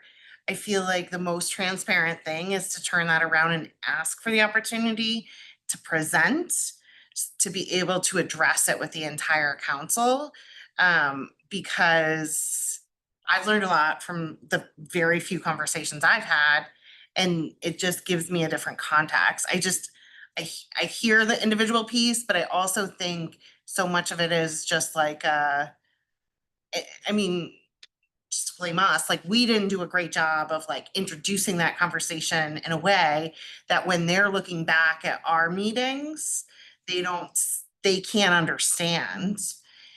And I totally understand that, and I understand why we did that, in that we weren't educating one another about it, but it just leads me to feel like there's a more transparent way of either requesting a joint session, requesting another presentation or something, so that we can kind of collectively address all of the individual questions that have come up in our conversations. But I would say just from experience that the best time to have a joint meeting is in the fall before they give Before us the- guidance, before we start our process. Yeah. Because they need to understand what direction you want to go in, why.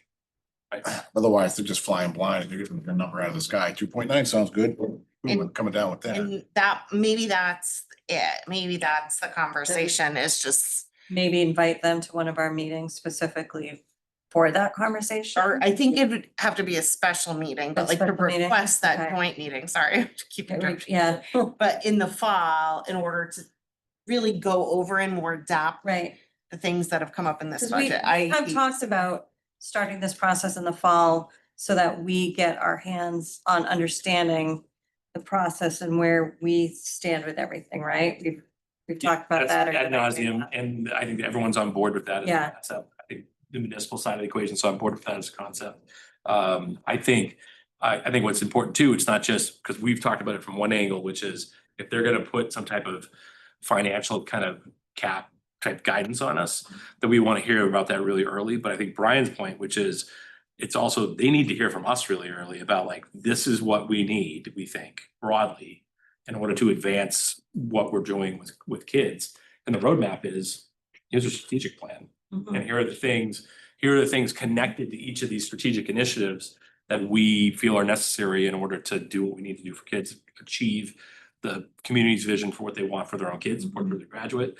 And the things that we're asking for this time around are a bunch of those things. So it's stuff connected to social emotional kind of well-being and connection of students, which is an issue. We're in, I don't want to overstate it, but crisis might not be the wrong term. We continue to be in a period of time where kids continue to struggle in terms of those types of issues. So we have that, and then also this connected to that stuff and curricular issues.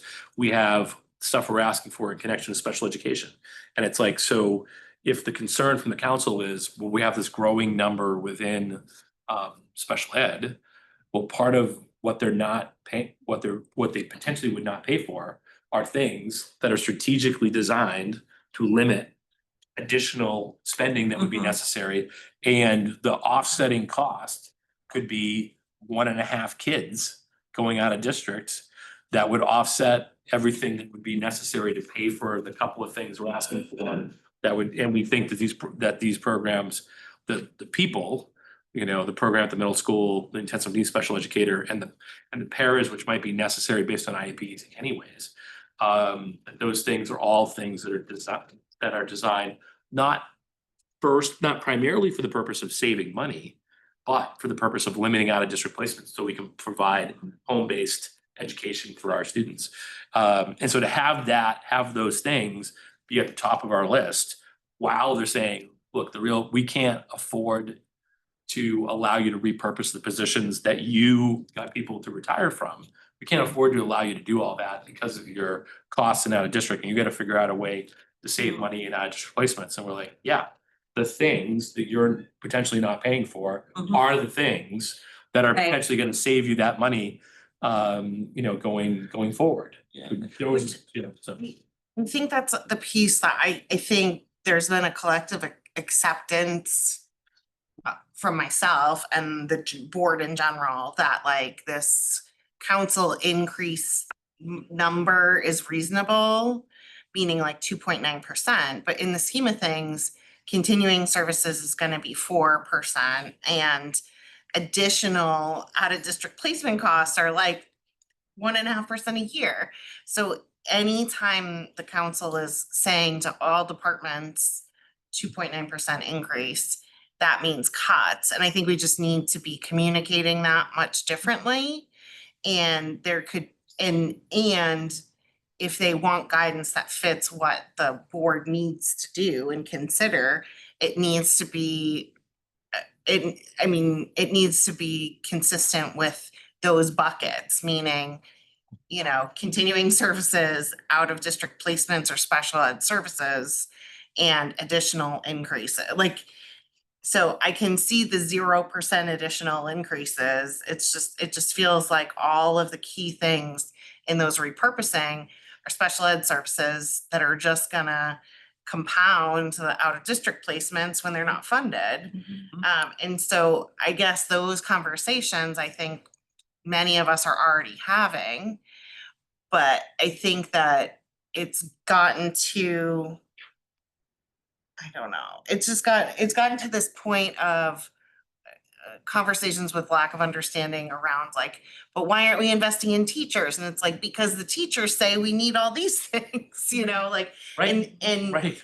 and I think the hard part around special ed services and especially IEP related services is like, we're putting a para in the budget, but somehow we're like also saying we can function without that para. Because we're saying like, if you cut that, then like, we'll have to figure out something else. But really, we're not complying with an IEP.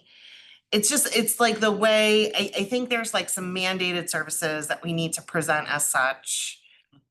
I guess tomorrow night, I was hoping for more of a like formal presentation type thing. But And there's not, there'll be there'll be a few slides where there's these answers to some questions that people have that the manager, deputy manager are developing. There'll also be questions from, and I'll have an opportunity. And then there'll be opportunities for questions from the council. But I'm not given a, 20-minute time slot to go through our stuff. I do think in the core of what I think we need to keep coming back to is at the beginning of what you were talking about, the idea that a reduction of if 4.5%, which I think city staff and members of the council have already acknowledged is the run rate for the district. Effectively, what we're saying is that we are in a position where we think we've gotten to the point where the community can no longer afford the schools that it has.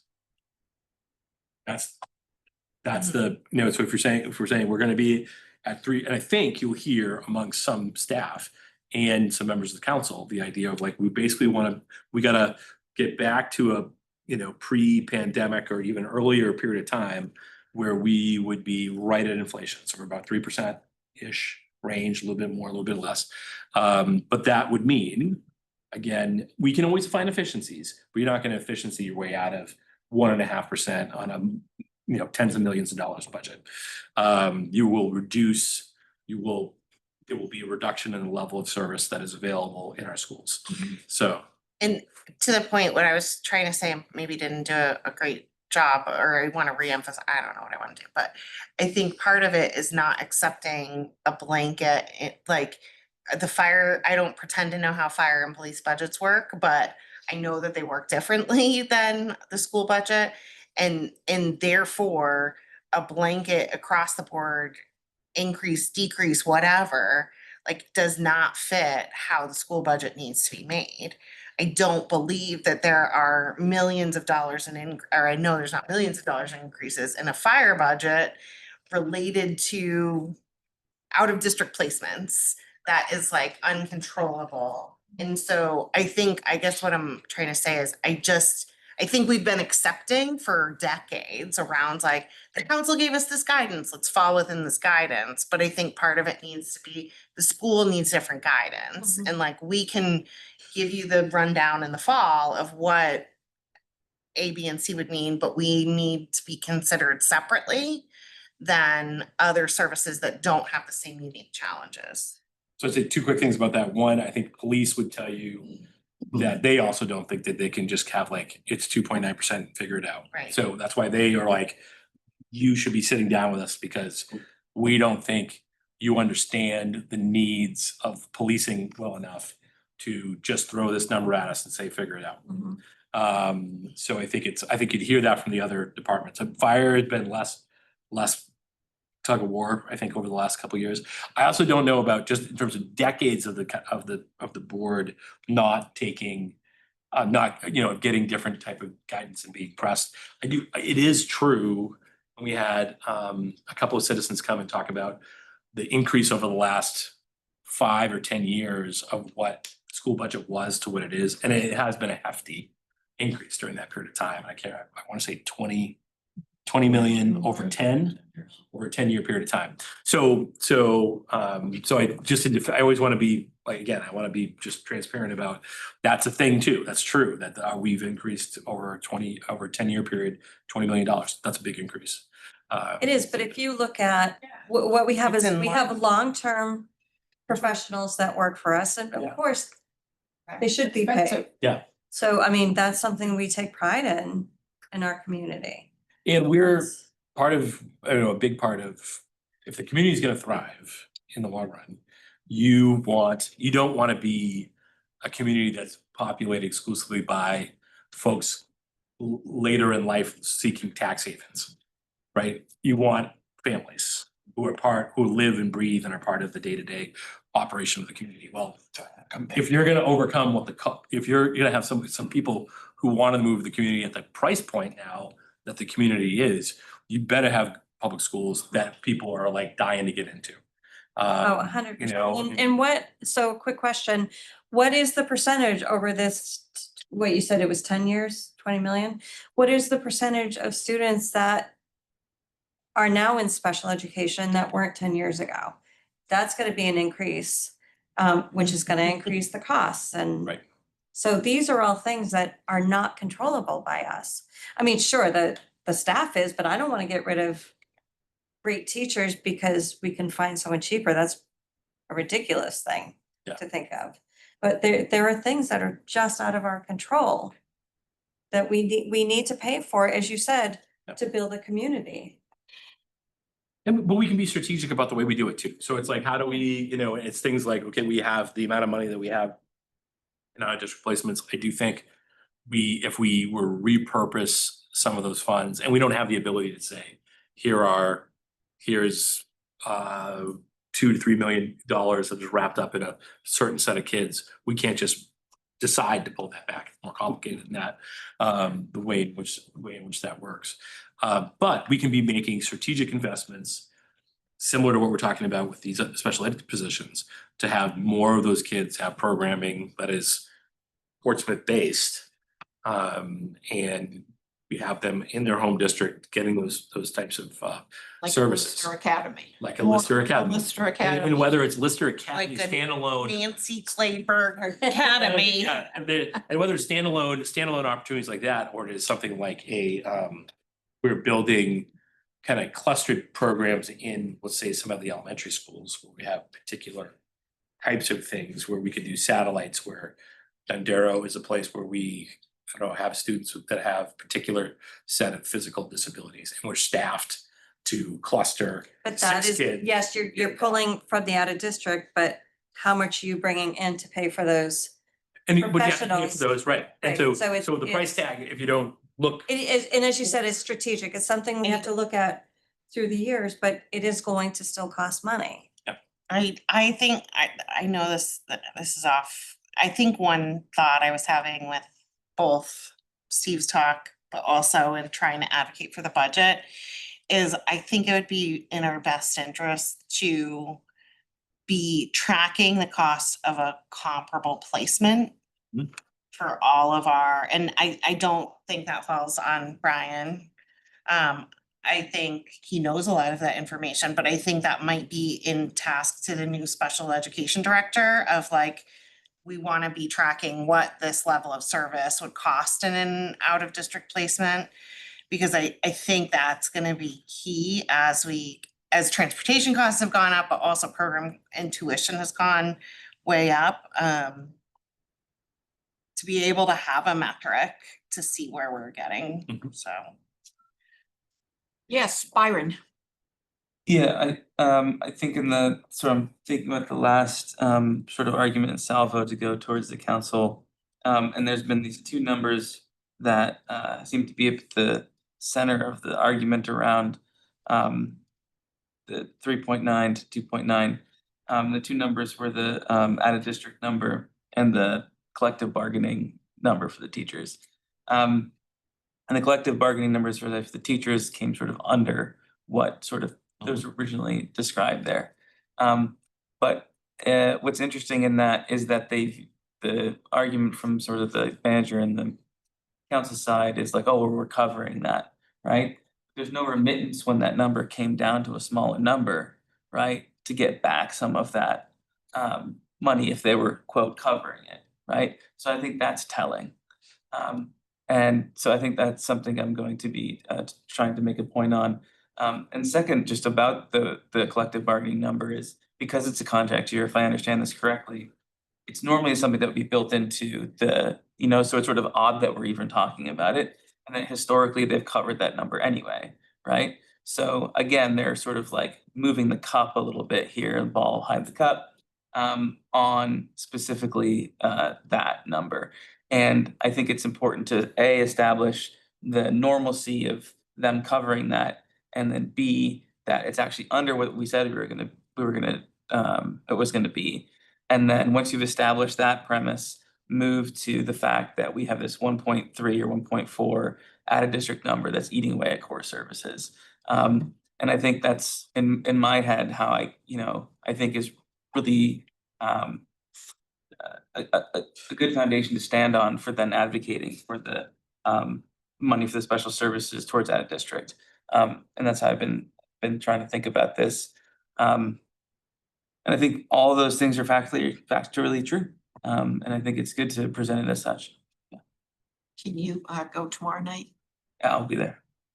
Tish, I Genevieve, Harry. unfortunately, I have another committee meeting that I've gotta go to tomorrow, but if it ends early, and you can do Zoom, you know.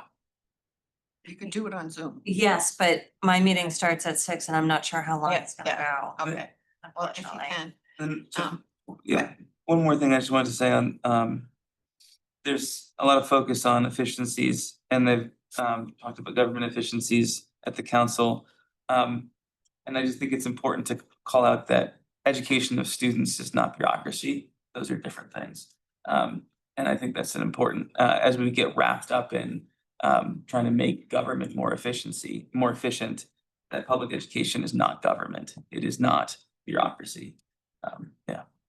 No, very appreciative of what Andrew Bagley said in the last meeting, which was, what is the cost of the mill rate? It was 7 cents. You can't eat that to actually have good education. for your kids. 7 cents. And just if I can say briefly, your comment about the negotiation, I mean, it was my understanding that that was always. Yeah.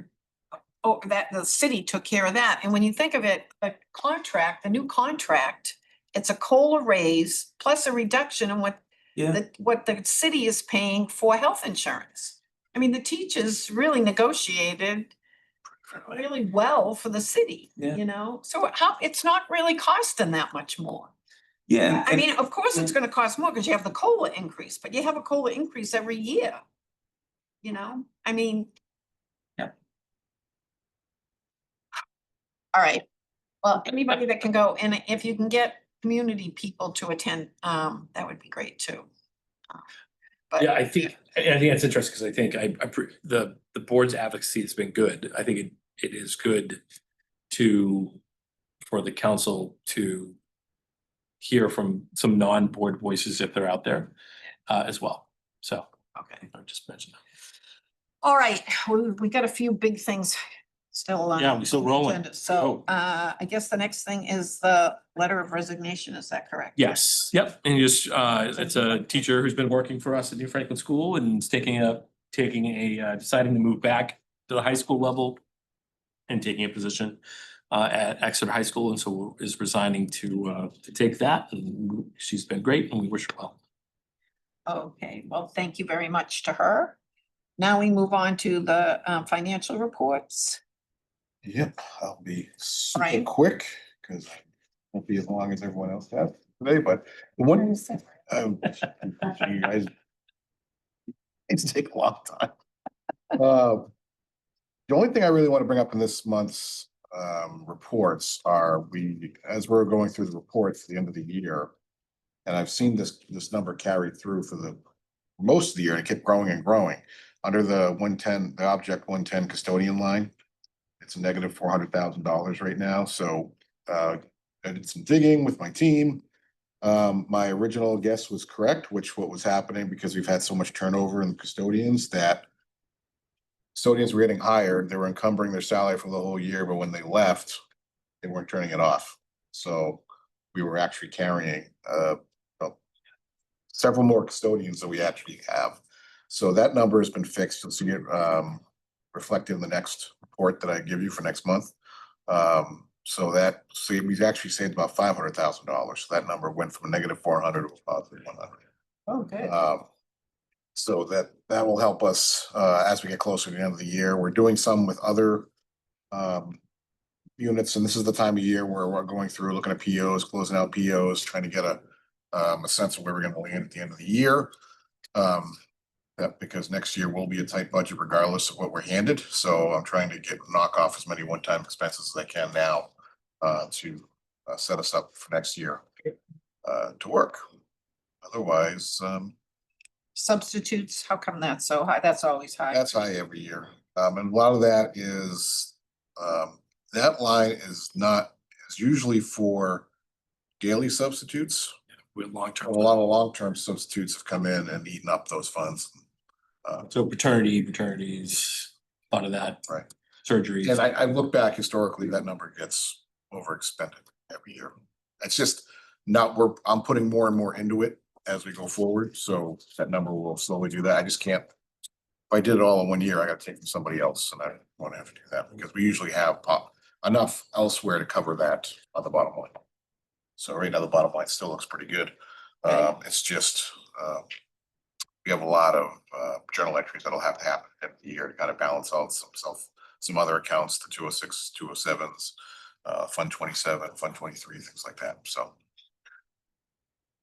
Otherwise. That was so long. Any other questions for Brian? Sounds like it. All right, well, thank you, Brian. Okay, moving on to general General insurance. assurances. Yep, so Okay. we've been having a ongoing conversation with council about the best way to approach this. I think the board has been given advice about this. For the public, this is general assurances are the annual, we talked about this in a bunch of different settings, but just to review. Annually, we need to, as we apply for a set of federal funds, we have it's a 16-page document this year, a 16-page document where we have to attest, we have to assure that we are not doing some things and are doing others. Like we are not discriminating against people, for example, and we are doing, we are compliant with auditing standards and things like that. So we, our application to the state typically is due around the beginning of June. This year, the state, because there was some controversy around this set of assurances, has separated out the assurances, which they want the 1st of June. The final application, which will include the assurances, is not due until July 1. So this is the last board meeting we have that's scheduled prior to June 1. And so the board hopefully would be in a position to take action tonight around the assurances. If you were able to do that, then Nancy and I would sign off on one. There's 2 different potential options. Modified set of assurances is the original set of assurances. If you came to a conclusion, you voted on it, then Nancy would be empowered to sign off on the document, and I would sign off on it as well as the superintendent of schools, and that would be uploaded as part of this process. So, yes. Oh, no, but I'm sorry, but that's not my hand to do. Okay. Yeah, I'd like to make a motion to go ahead with signing of the general assurances with the cover letter as presented in the agenda. Second. Third. Um, Do you want to comment? Yeah, I just wanted to talk for a second on the conversations we've been having while they've been conversations about there's a certification letter, now there's general assurances. They're all from stemming from the same attempt from the current administration in Washington to directly influence how local or how state and local education bodies and communities go about educating their communities. And I think I think wherever you stand on the political spectrum, I hope that there's strong support for local bodies, administrations to do what's best for their communities and for their kids. And so I think this approach with the cover letter that clearly states out that we in the city of Portsmouth are in compliance with the Constitution and the law of the land is a good pathway to assure generally that we're under those compliances and still not take the influence and strong arm from Washington on this. Just really quickly for the public, the 2 modifications, because we've been part of dialogue that was connected to an ACLU lawsuit, which is about the 2025 assurances. This is the 2026 assurances, but the 2025 assurances we were invited initially to participate, and then strategically there was a decision to remove us from the lawsuit. But that lawsuit was about one portion of the general assurances, which was asking us to recertify based on the Trump's administration's interpretation of what does it mean to not discriminate based on race, which was the elimination of any programs that could be identified as DEI, any diversity programming, anything along that stretch. That was that lawsuit that led to a federal injunction where we didn't have to sign the letter certifying that that was the case. This new set of assurances initially included that same language that was enjoined, and separately was new language around Title IX, which was what does it mean to discriminate based on sex? And the Trump administration had a different interpretation than the prior administration about what that meant. And so we were in a position over the last several weeks where the board's been trying to decide what's the appropriate way to respond to that. And the board's not monolithic in the way in which it thinks about those questions. But now under this proposal, we would sign the modified ones that came down from the state, which strike the language connected to two executive orders, one connected to the discrimination based on race and one connected to the interpretation of the discrimination based on sex. Those have now been struck from the modified ones that we would consider tonight. And then the cover letter that we would include based on this motion further says we generally believe that we are following the Constitution and we are not discriminating and we are in compliance. So for the public, I just want to make sure that was clear. Yeah, I think if people are thinking it's confusing, it is. It is. It is. I think it's been a little bit chaotic, and that's probably the point to a certain extent. Have you guys voted on it at SAU 50? Yeah, fortunately, we did it before they amended it, so we did it under protest. Oh, Having the same conversations you're having. yeah. Okay, any other questions, comments? Yes, Lee. No, I just appreciate your comments, Byron. I struggle with the fact that the mentality from a federal standpoint is that we're turning power back over to the states, yet we want to dictate to the states what they're supposed to do. It just seems a bit backwards. Thank you, Lee. Okay, do we have Brian on Zoom? Brian is on Zoom. Hi, Brian. Hi, Nancy. Hi, guys. Do you feel prepared to vote on this? I think you probably do. Yes, I am prepared. Yep. Okay, then we have to have a roll call vote. Yes, we do. So Genevieve Beckstead Muskie, Yes. Tish Campbell, Yes. Nancy Clayberg, Yes. Brian French, Yes. Lee Hudson, Yes. Byron Meadow, Yes. Carrie Nolte, Yes. 7-0 passes.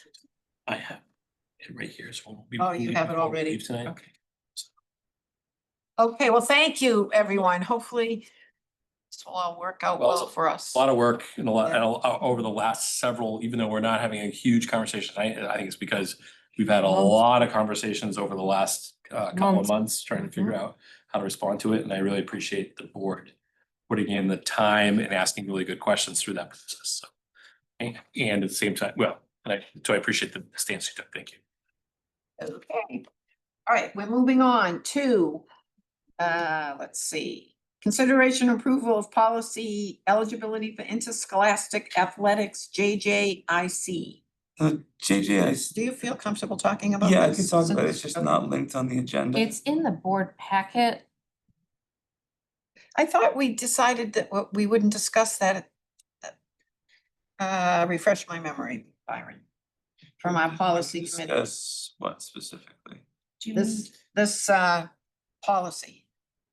I think the JJIC, which is the athletic one, which is the one we were gonna Yes. talk about.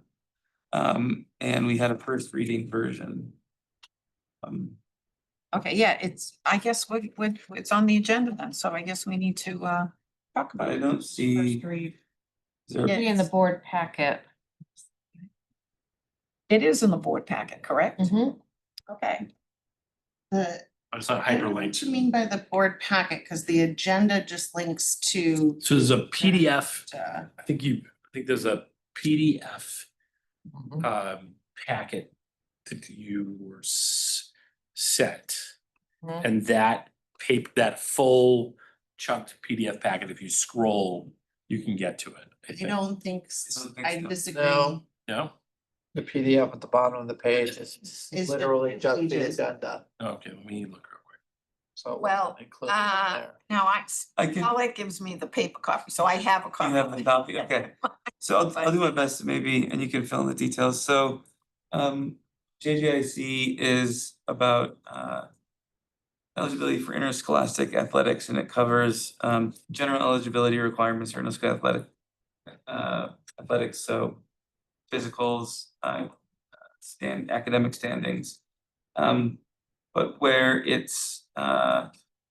where there's been discussion is that it calls out specifically the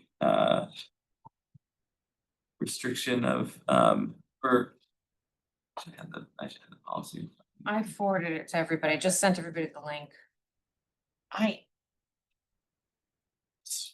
I don't know that I feel comfortable Yeah. voting on it where it hasn't been noticed. No, and I think, Yeah. so maybe this is a good one, to Table. table. Okay. And then, and we can bring back. I first, guess, second read. is 'Cause there, Sometimes our first readings can be pretty light. I think this is one that's because of the kind of gravity of it might be a good. Yeah, I mean, is there an acute need to That's a good do a question. first reading? so In terms of timeline, Patty, is there like a? Well, we've got to get it done before the end of the year. I mean, honestly, we could do first reading. We could do first and second read at the next meeting, the next time we have it. Okay, that would be in July. Yep. Okay, yeah, I mean, I think we were waiting on a couple other ones too, because the session is still ongoing. Yep. legislative. Host of laws that could have Have an implication. impact on it, yeah. That could have an effect on it. So ultimately, it's probably not a bad idea to punt anyway. Yep. Okay, does everybody agree that do we need to vote on that? or- No, because there was no action on that. Okay, so we will table this till the July meeting. Okay, moving right along. And I apologize in our non-public, we didn't have an opportunity to discuss this next position, but I will let you know. So this is we have 2 open positions at New Franklin School this year. And this is based on, none of this is connected to the difference between your budget proposal, the manager's budget proposal. Both of those positions, one is for a maternity leave, and so it's gonna be just a 1-year position covering maternity leave.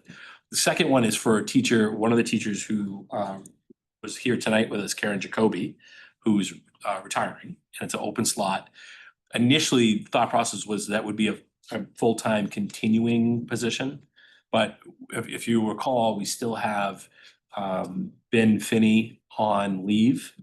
And so as a result of that, we can't guarantee that this position is anything more than a 1 year. So we'll be hiring 2 1-year terminal positions at New Franklin for classroom positions in this cycle. And this is the first of those 2. And you have the summary sheet from Ms. Rhodes, very experienced teacher, coming to us after a good chunk of time in Rochester schools, but a very experienced team, was very excited about her. Sorry, this is a 5th grade. This is This is the 5th grade, sorry. It's listed as a 3rd grade. This one, she would be brought in as a 5th grade teacher, and then we would be hiring for the other role. Okay, Motion to approve. Second. any discussion? Okay, I guess we need a roll call vote, Patty. Yes. Genevieve Beckstead Muskie. Tish Campbell. Yes. Nancy Kleberg. Yes. Fran French. Yes. Lee Hudson. Yes. Byron Maddow. Yes, Carrie Nolte. Yes. 7-0. Okay, Next, thank you, everyone. Next, we have consideration approval authorizing the superintendent to hire professional staff during the summer. So, have a memo. so as part of, this is kind of pro forma. This is something you have done every year for many years.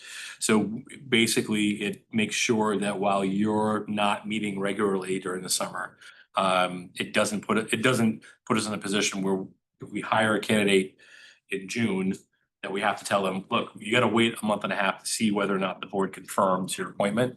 So this empowers us to go ahead and hire during the summer months without bringing those candidates back to the board. And this is, as I said, that's typically something that's a board power that you delegate to me during the summer or whoever the superintendent is, so that we can go ahead and fill the spots we need to fill.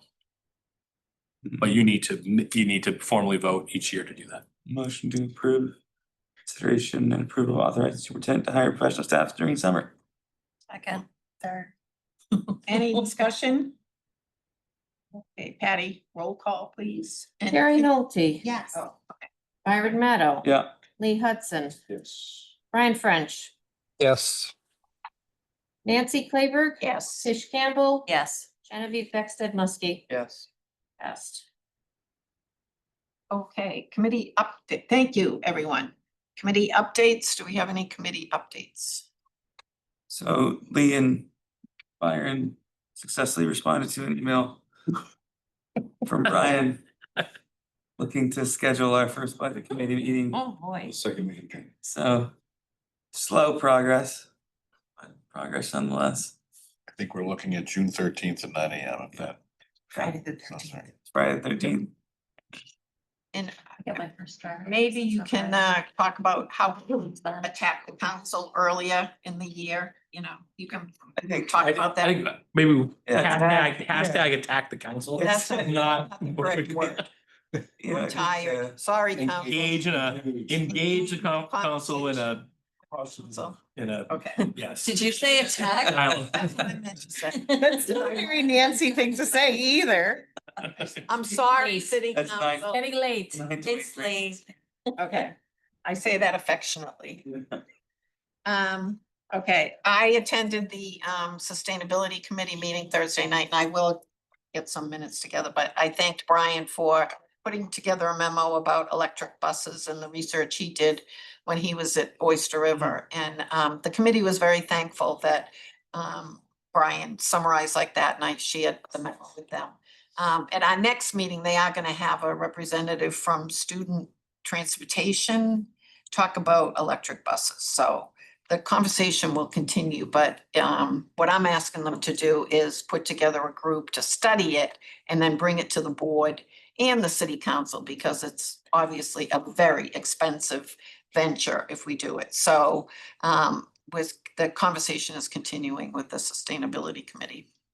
But they were very receptive and they were very thankful. So I thanked Brian for putting that together for us because that helped. Does anybody have anything? Rec hasn't had a meeting? Oh, I saw their meeting got canceled, right? I'm No, on, oh, I'm that's on right. rec. You're on rec. Their meeting got canceled. Did you see that? We had an April meeting, Right. but the May meeting was because of budget meetings. It was, I noticed that. I saw So- that. Are we they have, talking about disc golf yet? we have a June meeting and I have it on 3 Wednesdays on my calendar, so What did you? I will disc golf hopefully make golf? it to the correct one. Okay. All right. I will register the disc golf. Yeah, that's Byron's request. Well, there's whispers of people trying to get something behind where the community garden is on 33. Oh, really? Yeah, Oh, Could you skate in disc golf all at once? absolutely can.